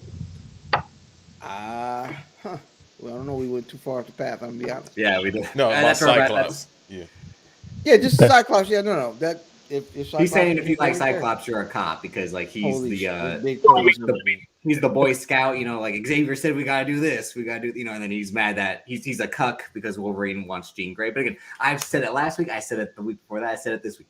The Batman's a cop. He helps cops. He doesn't. He's a cop. Back in the day, he had the blue and gray uniform. He's a cop. Come on. He's a rich cop. He's a cop with a budget. So he Undertaker. Basically, yeah. He just doesn't work within the traditional rule system. Are we sure? I think they break a couple hours. They're like, hey, they attacked me first. Hey, he is what he says he is. He's a vigilante. He don't want to do all the work. So he don't want to do the paperwork part. He just wants to. Exactly. Bust a few heads. Yeah, like what the very problematic line Mark Wahlberg says in The Departed. That's what he wants to do. Go ahead, say it if you want. No. Exactly. Mark Wahlberg had fun saying that scene. He was like, I can't wait. He also had fun in Four Brothers too, but we're about to wrap up. I think we all agree that this was a phenomenal movie. I said it was 9 out of 10. Oh, yeah. And I told my dad, like, I'm not sure. I said things last week too, and I tweeted like, I'm not sure if this is the best Batman movie or the best movie about Batman, because it does both. Because it's mainly about what the character does with, you know, detecting and crime and being a loner and all the trappings of like Bruce Wayne and what it means to Cal is be. the Batman. He showed up. Well, I would say that it's the best. Why are you yelling? It's the best rendition of Batman. Chaos. It feels a lot like it did when Bale's first Batman came out. Like it felt like Batman had been reinvented, right? Yes. Like, okay, here we go. This now was what it's supposed to be. this is for this generation. This is who Batman is, right? For Davis's generation and Banks' generation, it was Bale, right? For guys like me and Fan, we got stuck with Keaton, Kilmer, and Clooney, so we were just happy to see anybody who was taller than 5'9" be Batman. But I think what this did is this gave you. This movie was made by cherry picking. It took all the best parts of all the successful Batman stories and just put it all into one, and it just happened to work out seamlessly because it was dark, it was true to story, it was good versus evil, it had heartfelt moments, it had moments of confliction, but it was all played out like right in front of you, kind of piece by piece by piece. Like Sam said, it's like 4 acts, and it's a 4-act film that is put together perfect for the story. I think it had some like good running gags with the security guard twins. Like, yeah, I thought those guys were good. Yeah, and then like says he wants to see the Penguin. Penguin, he ain't here. And then when she beats him up in the parking lot, and like, Bruce Wayne, you know who I am? Yeah, it's Bruce Wayne. It's Bruce Wayne. Everyone sees him as Bruce Wayne. Like, like trying to turn like, hey, the Prince of the City, hey. Well, you know why? Paisan, hey. Besides the crime lords, he's the only one with money. Everybody else broke. Yeah. Right. Which again, no one And the politicians. Yeah. Wait, the queen has some money? Because I know she got shot in the arm. She said, "Bet I'm still about to go out there." That was thinking. I mean, again, it checked like his white privilege, and like she says, like, you obviously grew up with rich, like, and he should have been like, oh shit, she knows, like, he knows. I ain't got no money, baby. I got these at the the Salvation Army. I got all these gadgets and clothes from the Salvation Army. A crackhead had these. No. But then, was there anything? Okay. Well, we're about to wrap up. I thought that it was again, it's a perfect Batman movie for this era. Yeah. Mm-hmm. Thanks. Anything else you got to add before everyone? Hey man, if I see people walking around like Darby Allin, or anybody that's not Batman, yo, if you got a whole gut shorty and you dress like the Catwoman during Halloween, we gonna have a talk. Lizzo, I bet not see you walking around like Catwoman. Oh, come on. Because they about to milk the merch with this. The Riddler outfit's about to go crazy. The incels gonna wear that. They're gonna put a Bullet Club shirt over it. When I went to the bathroom and I came back, there was a guy kind of like standing outside the door to the screen we were in, and I'm like, he was zipping up a suit, and I was legit almost like, I was almost gonna like run up, try like, we gotta get out of here now. Yeah. Like, it's time to go. He's gonna shoot this motherfucker. I legit was almost like, I remember Colorado. I ain't fucking around. But you're gonna be able to buy all this merch at Hot Topic real quick. Yeah, we're about to send off my dad and fam, and then make sure we're about to close up for the last 20 minutes. But Dad, thanks for stopping by. We'll have you again in a few months. No, I appreciate y'all as usual. So like I said, just hit the red button, the red X button. See you boys. Have a good day. Good to see you. Absolutely. Peace. Peace. Yeah, and just like that, we'll spend kind of like the next 10 minutes kind of talk about anything else. I mean, the big thing, this Banks or Spider-Man No Way Home. We have to have we have to have the typical MCU versus the DC debate. You would shit it on No Way Home. You said it's all right. It is what it is, because you were building up the Batman's coming. The Batman's coming again. We talked about this movie more than any other movie. Probably Tenet. The two were tied. Yeah. And then Fast 9. which again are crazy how they're all going to be on HBO Max in a matter of weeks or months. I mean, Well, that's all right. We'll be there in a matter of months to we'll promote be it there too. being So. like, hey, at the movies with Banks and Davis, you know. But Yeah, which HBO one Max. is it? Which one is it in your opinion? I'm going with the Batman. I've Okay. seen people like me that like whatever. Man, I'm not pro AEW. I'm not pro WWE. That's the same thing with my movie taste. I don't give a fuck. Ain't nobody cutting a check yet. HBO Max gonna cut a check, but until you cut a check, I can be a fan of both. So I'm actually gonna watch No Way Home one more time this week because I will as well. I got what I mean. I'm straight with Me mine. too, Yeah, brother. exactly. Me too. Carter, you son of a bitch. We right here with it. So yeah, I was gonna watch it last time, but I was just too tired. nah, I went to sleep watching my wife and kids in Fast 9. But That's no, how I I ended mean, my night. as of right now, even though I only saw No Way Home once, this is the Batman's the first movie I've seen twice in the theaters since Endgame. Mm-hmm. And granted, I mean, most of 2020 and half of 2021, there was still COVID going on, and theaters are still half open at least. But again, after F9, I didn't want to go run that back because I had made the mistake of running BVS back in a 3-day span, Mm-hmm. and I hated it even more. I think that's why I still hate that movie. So I saw it opening night Thursday, and then saw it Saturday, a day later, and I was like, "Oh my god, it's as bad as I thought!" Like, oh my god, like it drove me crazy. But seeing this movie literally a week apart, I told my dad like, there's really nothing you can cut. I went to the bathroom on the scene when she talks to Coulson because I just knew that scene was coming up. I'm like, oh, I'm not going to miss much. It's just a basic exposition dialogue scene. Right. But there's nothing really that's like skippable.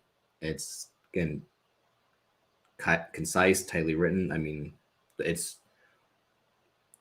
insane to think that Matt Reeves, the guy that co-created Felicity with J.J. Abrams, this show about a girl in college, went on to be like, you know, to do the Planet of the Apes movies and then to now be the Batman. And the cinematography of it is phenomenal as well. And Greg Fraser, who did the cinematography for Dune, which you can kind of tell like the difference. I mean, the similarities. I mean, yeah. And he also did the pilot for The Mandalorian. And the way they just capture like these figures being Mando and Batman, like on the set, it's like it's a guy in a costume, but it looks real, but also fake, and like the best way of fake. Like it's like this. I can't believe this guy's real. Like, Yeah. huh? It makes them pop to look animated in a way, Yeah, but real at the same time. That's the best. So they know how to trick the eye. Mm-hmm. And again, the theme, that to me, that's just the biggest strength of the movie is the entire score. But the theme, like when it's somber at first, and then when it hits the like when it's the Batman time is the best part of it. But No Way Home, I think I had the stronger reaction with, obviously because I had the big run-ins with Andrew Garfield and Tobey Maguire. Mm-hmm. But it still had a lot of great comedy, and the emotional weight of that was phenomenal as well, especially with the Marissa Tomei scene when she tells him great power comes great responsibility, and then the scene at the end when he goes to season day and then he realized like I had to step away from this. It was very similar again to the Come With Us, the Bat and the Cat. It has a nice ring.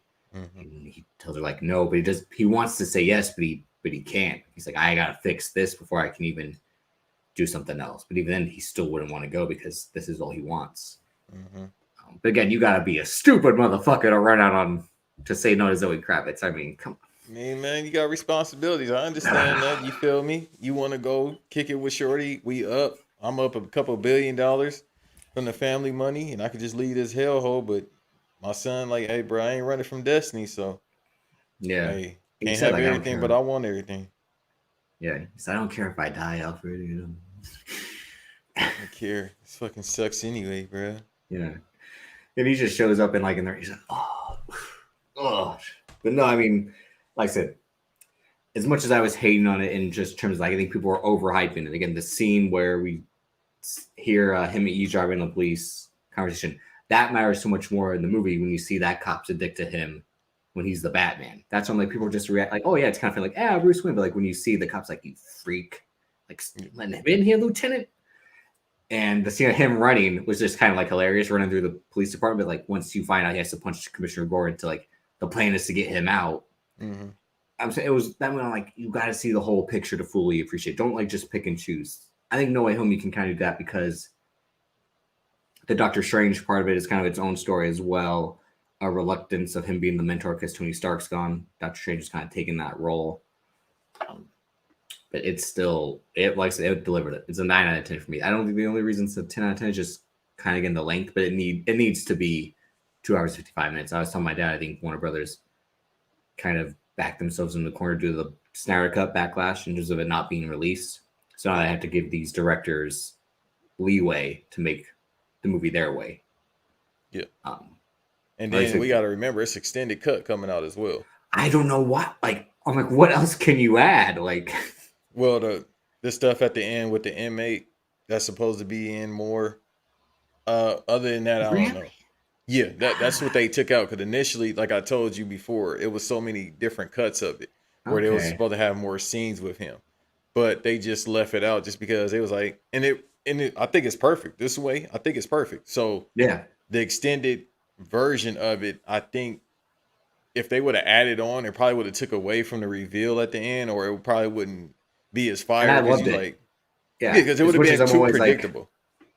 Like, let's say if they just showed a little bit of him and his dialogue, and you know what I mean, then you get to the end, and then it's like, oh, they got a plan. But the fact that they showed it at the end, and they talking about a plan, that makes it better because long-term booking. So I think with the extended, it'll actually be good to see it that way. So I'm guessing on HBO Max, that's where we're gonna see the extended April 15th.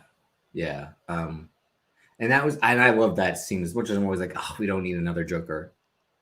I really felt that way with after how bad Jared Leto's was, and then like a whole movie about him. Like, but we don't need a whole movie about the villain. Like, and I'll still never see that movie. I say it, every other pod, but that scene again, the back and forth they had was brilliant. Like, and he's trying to feel like, oh, this guy, he ruined all your hard work. And again, he's a Joker with a New York accent. He's like, hey, Gotham loves a comeback story, and just like the peak we see in like his face and sound like.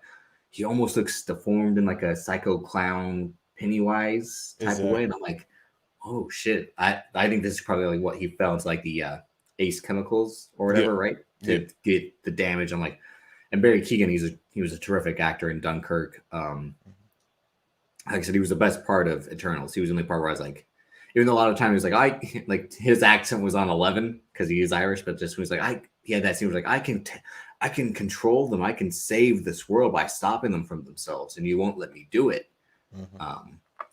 So I'd be interested again. If there's more of that, I'll be like, oh, okay, that's interesting because I was like, it's weird to announce this guy be in this movie. Then who is he? And then at the end, I had kind of saw something prior to seeing where it's like Matt Reeves reveals who is that Arkham inmate. And I was like, oh, of course. But I thought it was just gonna be like a ha ha ha ha. Someone just keep laughing and expect a whole back and forth dialogue because I was like. Oh, we can't tell who's the maniacal laugher in the next cell or whatever. Yeah, because I remember a couple months ago they was talking about this. Like, but like I said early on the pod, it was just like, all right, it's inmate, whatever. So that's what I originally heard, or not inmate, but it was gonna be like a officer, whatever. So the fact that they was hiding it was like, all right, we kind of know what it is. I mean, it's a reveal to hide. I mean, it's again. They could have just said it's gonna be the Joker, and because it would have been like, well, because again, like I said, people like me were like, oh, another one where the people who are so anti Batman and Joker, and like my dad and family said, like we constantly are getting the Batman. Are we ever gonna get tired of them? Like, there's always so much more you can tell, and they tell the same stories. And no offense to them, they're like, because we're like, oh, are we ever gonna get Clayface or maybe another Poison Ivy, or are they ever gonna do so and so yet? I mean, there's always so much more they can do because he just has that deep of a rogues gallery, and again, you can do a movie with Nightwing, Jason Todd as Red Hood, and Tim Drake as Robin. You could still do like the Bat Family movie that no one's ever done, Batgirl with Barbara Gordon. But no, that comes in the future too, because like you said, the Court of Owls thing, how they handed at it, but that's years from now because you got to have all those characters. So I think they just playing for the long game. Will Robert Pattinson be Batman? Hopefully they can, like you said earlier in the pod. I'm still holding to my theory that he's one and done. I think I don't think we'll be getting the next one until I'm going to say at least till 2025. I was going to say that as well because he wants to either he going to sit back or he going to do another RC project. But this is what I'm saying. Like, well, I think Matt Reeves too probably wants to like have it fully thought out before even shooting it. The co-screenwriter was Peter Craig, who funny enough, co-wrote The Town with Ben Affleck. And people got to realize too, Matt Reeves is an actual fan. That's why another reason why he got this gig, because he's an actual fan. Obviously, because you see how it's set up, so he's an actual fan of the Batman, franchise. So yeah, so this Court of Owls thing might not happen until God knows when. It might be 10 years from now. So, but if they can lock him in, whoever they get, like let's say Robert Pattinson, like you said, is one and done.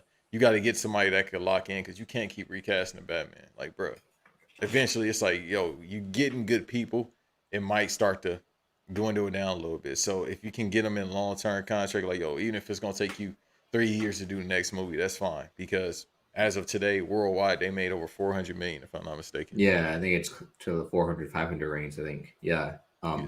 So it's going Well, to who crack. knows? I think Pattinson would also maybe be into going back and being Batman, but also becoming more of the Bruce Wayne billionaire playboy, explore that personality that, he kind of was in Tenet for a few of those scenes when he was, the charming, suave spy. It's just, you just never know of a guy like that who's so much into the craft to be locked into a long-term deal that, things that the MCU was doing. A lot of times Chris Evans saying like, oh, I want to get out. But then, he still loved being Captain America, but he would enjoy playing other roles too, is the thing. I think Pattinson is that guy who's like, if I can do stuff in between as well, not have to do like 3 straight film, like the only movies I'm doing are 3 straight Batman films, then no, I don't want to do it. But if you're allowing me to have some time, and again, I think Matt Reeves is the guy, again, being a true fan and wanting to make a certain type of Batman film, again, like the real detective story Batman, and explore the elements that are often pushed aside or only hinted at, like we talked about in The Dark Knight. Him putting the bullet back together is somewhat detective-y, but it's also, like I said, it's James Bond more than detective. Yeah, this guy's actually like going through the streets and working with the cops. But again, Paul Dano's good, Colin Farrell's great, Zoe Kravitz, just, I mean, both as an actor and just like beautiful woman, good woman, as a man on Twitter would say. Yeah. And Pattinson, like I said, we all talk shit. I can man up and say, like, yeah, I mean, I just like, not really the Twilight thing, because everyone does a role like that to get famous and then they surpass it. But just like, oh, I mean, the emo thing, it kind of works, given that, I'm always often on in an emo phase as well. But he plays it well, especially in these scenes where that it's just not being pissy to Alfred. Christian Bale was pissy to Alfred, and he's pissy to Alfred. Like, just, that's the only man, the only father figure you have in your life. Like, come on. And you told the woman to run. You said, run away from me. Like, in that big ass house, he does everything too. So a tower, yeah, it's like legit. Like, he lives in a tower. But is there anything else you want to say about the movie before we plug everything and tell people what we'll be doing next week? No, all I can say is I'm gonna watch it one more time, because I've only seen it once. So far with my rating, I might be at a 4.5. I might go up to a 5 out of 5, but right now 4.5, which is cool. But no, otherwise than that, I'm gonna watch it again, and then April 15th on HBO Max exclusive. Is that what's fully confirmed? Yes, April 15th really? and 12th, one of those. Yeah. Seems so soon. Cause they said it like in, I want to say January, December. They was like, after it leaves the movie theaters, it'll be right on HBO Max. So. Cause they made their money. This weekend they made their money. Yeah, and I mean, they're still making it too, and that's a way to drive up HBO Max subscriptions, which is what we're trying to do every week. Well, we like Dune, I think Dune is back on HBO Max, so yeah, I might have to run that back as well. And because it's Oscar season, so that as well, which is segues into next week's episode, our Oscars episode. Not talking about this year's Oscars, because we don't give a fuck. Talk about what is so wrong about the Oscars, why they never reward the performances or the films that they should. And we have a very, very, very special guest joining us for that. And we'll be giving Oscars to some of our favorite films and performances that never got one. And just talk about, again, like how we would fix them or what's wrong, like why are they basically a failed institution. But so expect that. And maybe we might talk a little bit of the Lakers show. I know you and I are just like, this show is like insane, but also good. Just because, like, it's cartoony. It's episode 2 is out, I think now. As we're not out. They never do like the what Stars does with like the early access. They never do that. Mm-hmm. But that'll be tonight on HBO Max. They got it. I mean, we got the logo again. Shouts out to KP Bennett and absolutely they just gotta realize we are willing to shill for their product. And I actually like stuff on the service. I'm not being phony. Like they always have something on there. Like, oh, they just added this. I'm like Dune. Dave Villeneuve's Dune. Like, come on. HBO Max. We'll be seeing you soon. I'm gonna keep saying it. Bitches better beware. But yeah. YouTube, say subscribe. If any new subscribers have joined, welcome. Hit that like button. Yep. He's Banks. I'm Davis. We talk about movies, TV shows, music, wrestling, a bunch of stuff pop culture related. So if you're ever in need of that, like, subscribe, share all of it. Apple Podcasts and Spotify as well. We talk about wrestling as well. I mainly do so on Black Rasslin. Banks does with the Black and Ass Table on their Patreon. Tap into that. $5 and $10, right? Yeah, we barely talk about wrestling. So if you want to hear, they talk about wrestling, and they have a promo code. If you're a fan of wrestling, oh shit, BATPOD on SeatGeek for any concert, sporting event. Tap into that. Mm-hmm. But we'll be journeying into the wrestling verse. I'd say maybe the week before Dallas, or maybe in Dallas. Maybe we'll do a live watch along to WrestleMania, or something as our. We might have to do WrestleMania 17 watch along, because we will be in Texas. Yeah, or and it's your pick. It's your pick. You want to?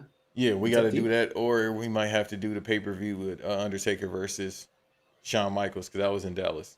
Oh, WrestleMania 25. Yeah. Well, that was Houston, because it was Reliant Stadium. This is why they shouldn't look. I love Dallas, but this is why they shouldn't have went to Houston, bro. I mean, they went to Dallas in 2016. We can watch that one. That has AJ, Chris Jericho. That has Becky Lynch, Charlotte, Sasha Banks. That has Shane McMahon, The Undertaker. Hey, man. It's got some decent matches. Right. We'll figure it out. But either way, I feel like WrestleMania 17, but that's like I get analytical for the most part, because that last match is a masterpiece. Just one more thing about. Do you want to speak on something in the way again? Just because you're such a grunge, fanatic. What you mean? Just like it's used in the movie, used perfectly or no? Oh no, it was perfect. Like as soon as that motherfucker came on, I said, "Here we go." That set the tone for it. Like they hit it twice, but when they hit it the first time, I said, as he's riding through back to the Wayne Tower. Yeah. Sometimes I think I'm doing more bad than good, or whatever he says. Like, it's like no shit. You solve, like, you create these problems you gotta solve. Exactly. He talking just like me, but no. That was perfect how it kicked in, because we saw it in the trailer, but I didn't expect it to actually be in the movie. Yeah, neither did I. Like I said, I was almost like, oh my God, I can't believe they're doing this, because of how badly the cover of Smells Like Teen Spirit was used in Black Widow. I think I'm just kind of like, anytime like a Nirvana song will now be in a movie. Something, what's the other one?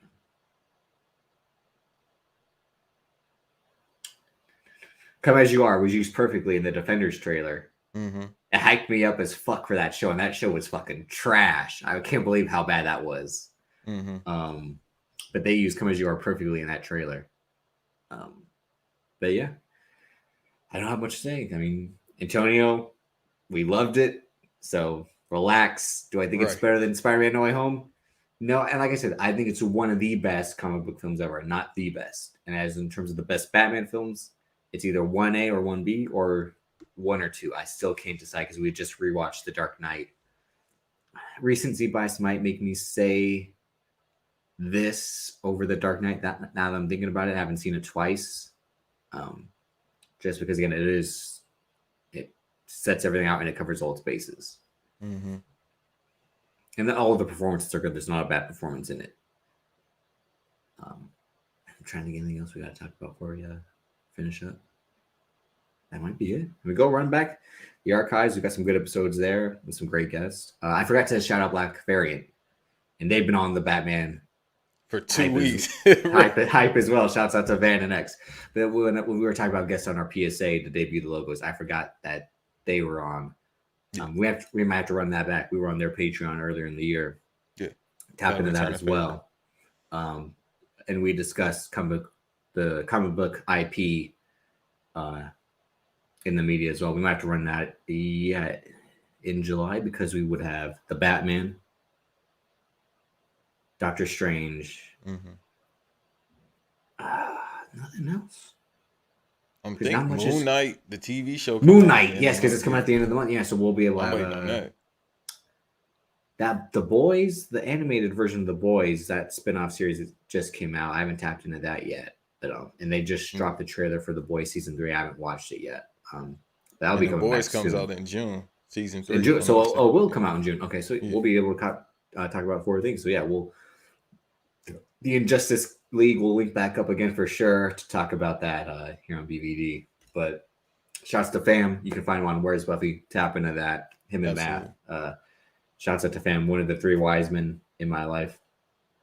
He's also on Black Rasslin, which is on YouTube, Apple Podcasts, Spotify, SoundCloud, Google Play. But most importantly, subscribe on YouTube. Like as well. Don't be in the motherfucking comments trying to get your jokes off. Somebody said, I think we love wrestling. The same shit I said. It's 40 people in the chat and it's 20 people liking. I'm tired of seeing people in there. He ha ha ha. Hit that. And you have to do like the you have to like us, but like Denzel said, we don't have to like you, but you gotta like us. Like if you in there, just hit the like button. It don't take nothing. It's for the algorithms. Yeah. It's just all our new subscribers. I think we're at 138 now, which again I don't know how and I don't know why. Hey man, hard work, dedication. That's all I can tell you. Work is what? Dedication. All work is what? Dedication. Just like the great Floyd said, bro. I don't know. I don't care. I'm going to keep on running like a motherfucker. I'm going to run these miles like I do in real life. I'm going to do it on this pod shit. Bitch.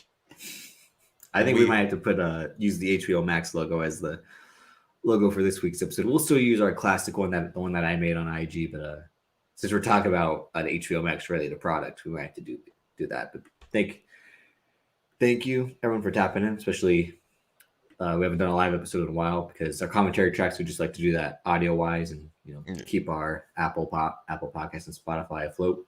But you can find Banks on Twitter at iamnotbanks, but he mainly is the one behind the BVD pod account, the pod's Twitter account. Again, that's where we'll cook up some videos, some trailers, type up some shows, and all that. And you can find me on Twitter at Davis, aka Drip, Instagram daviscoltondc. But just keep tapping in.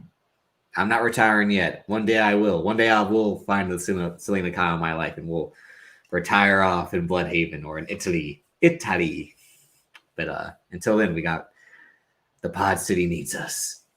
Always. Motherfuckers. Drop it. I don't want to talk about it. Drop it, hell. I want to hear about this, homie. I said forget about it, cuz. Fucking pay me!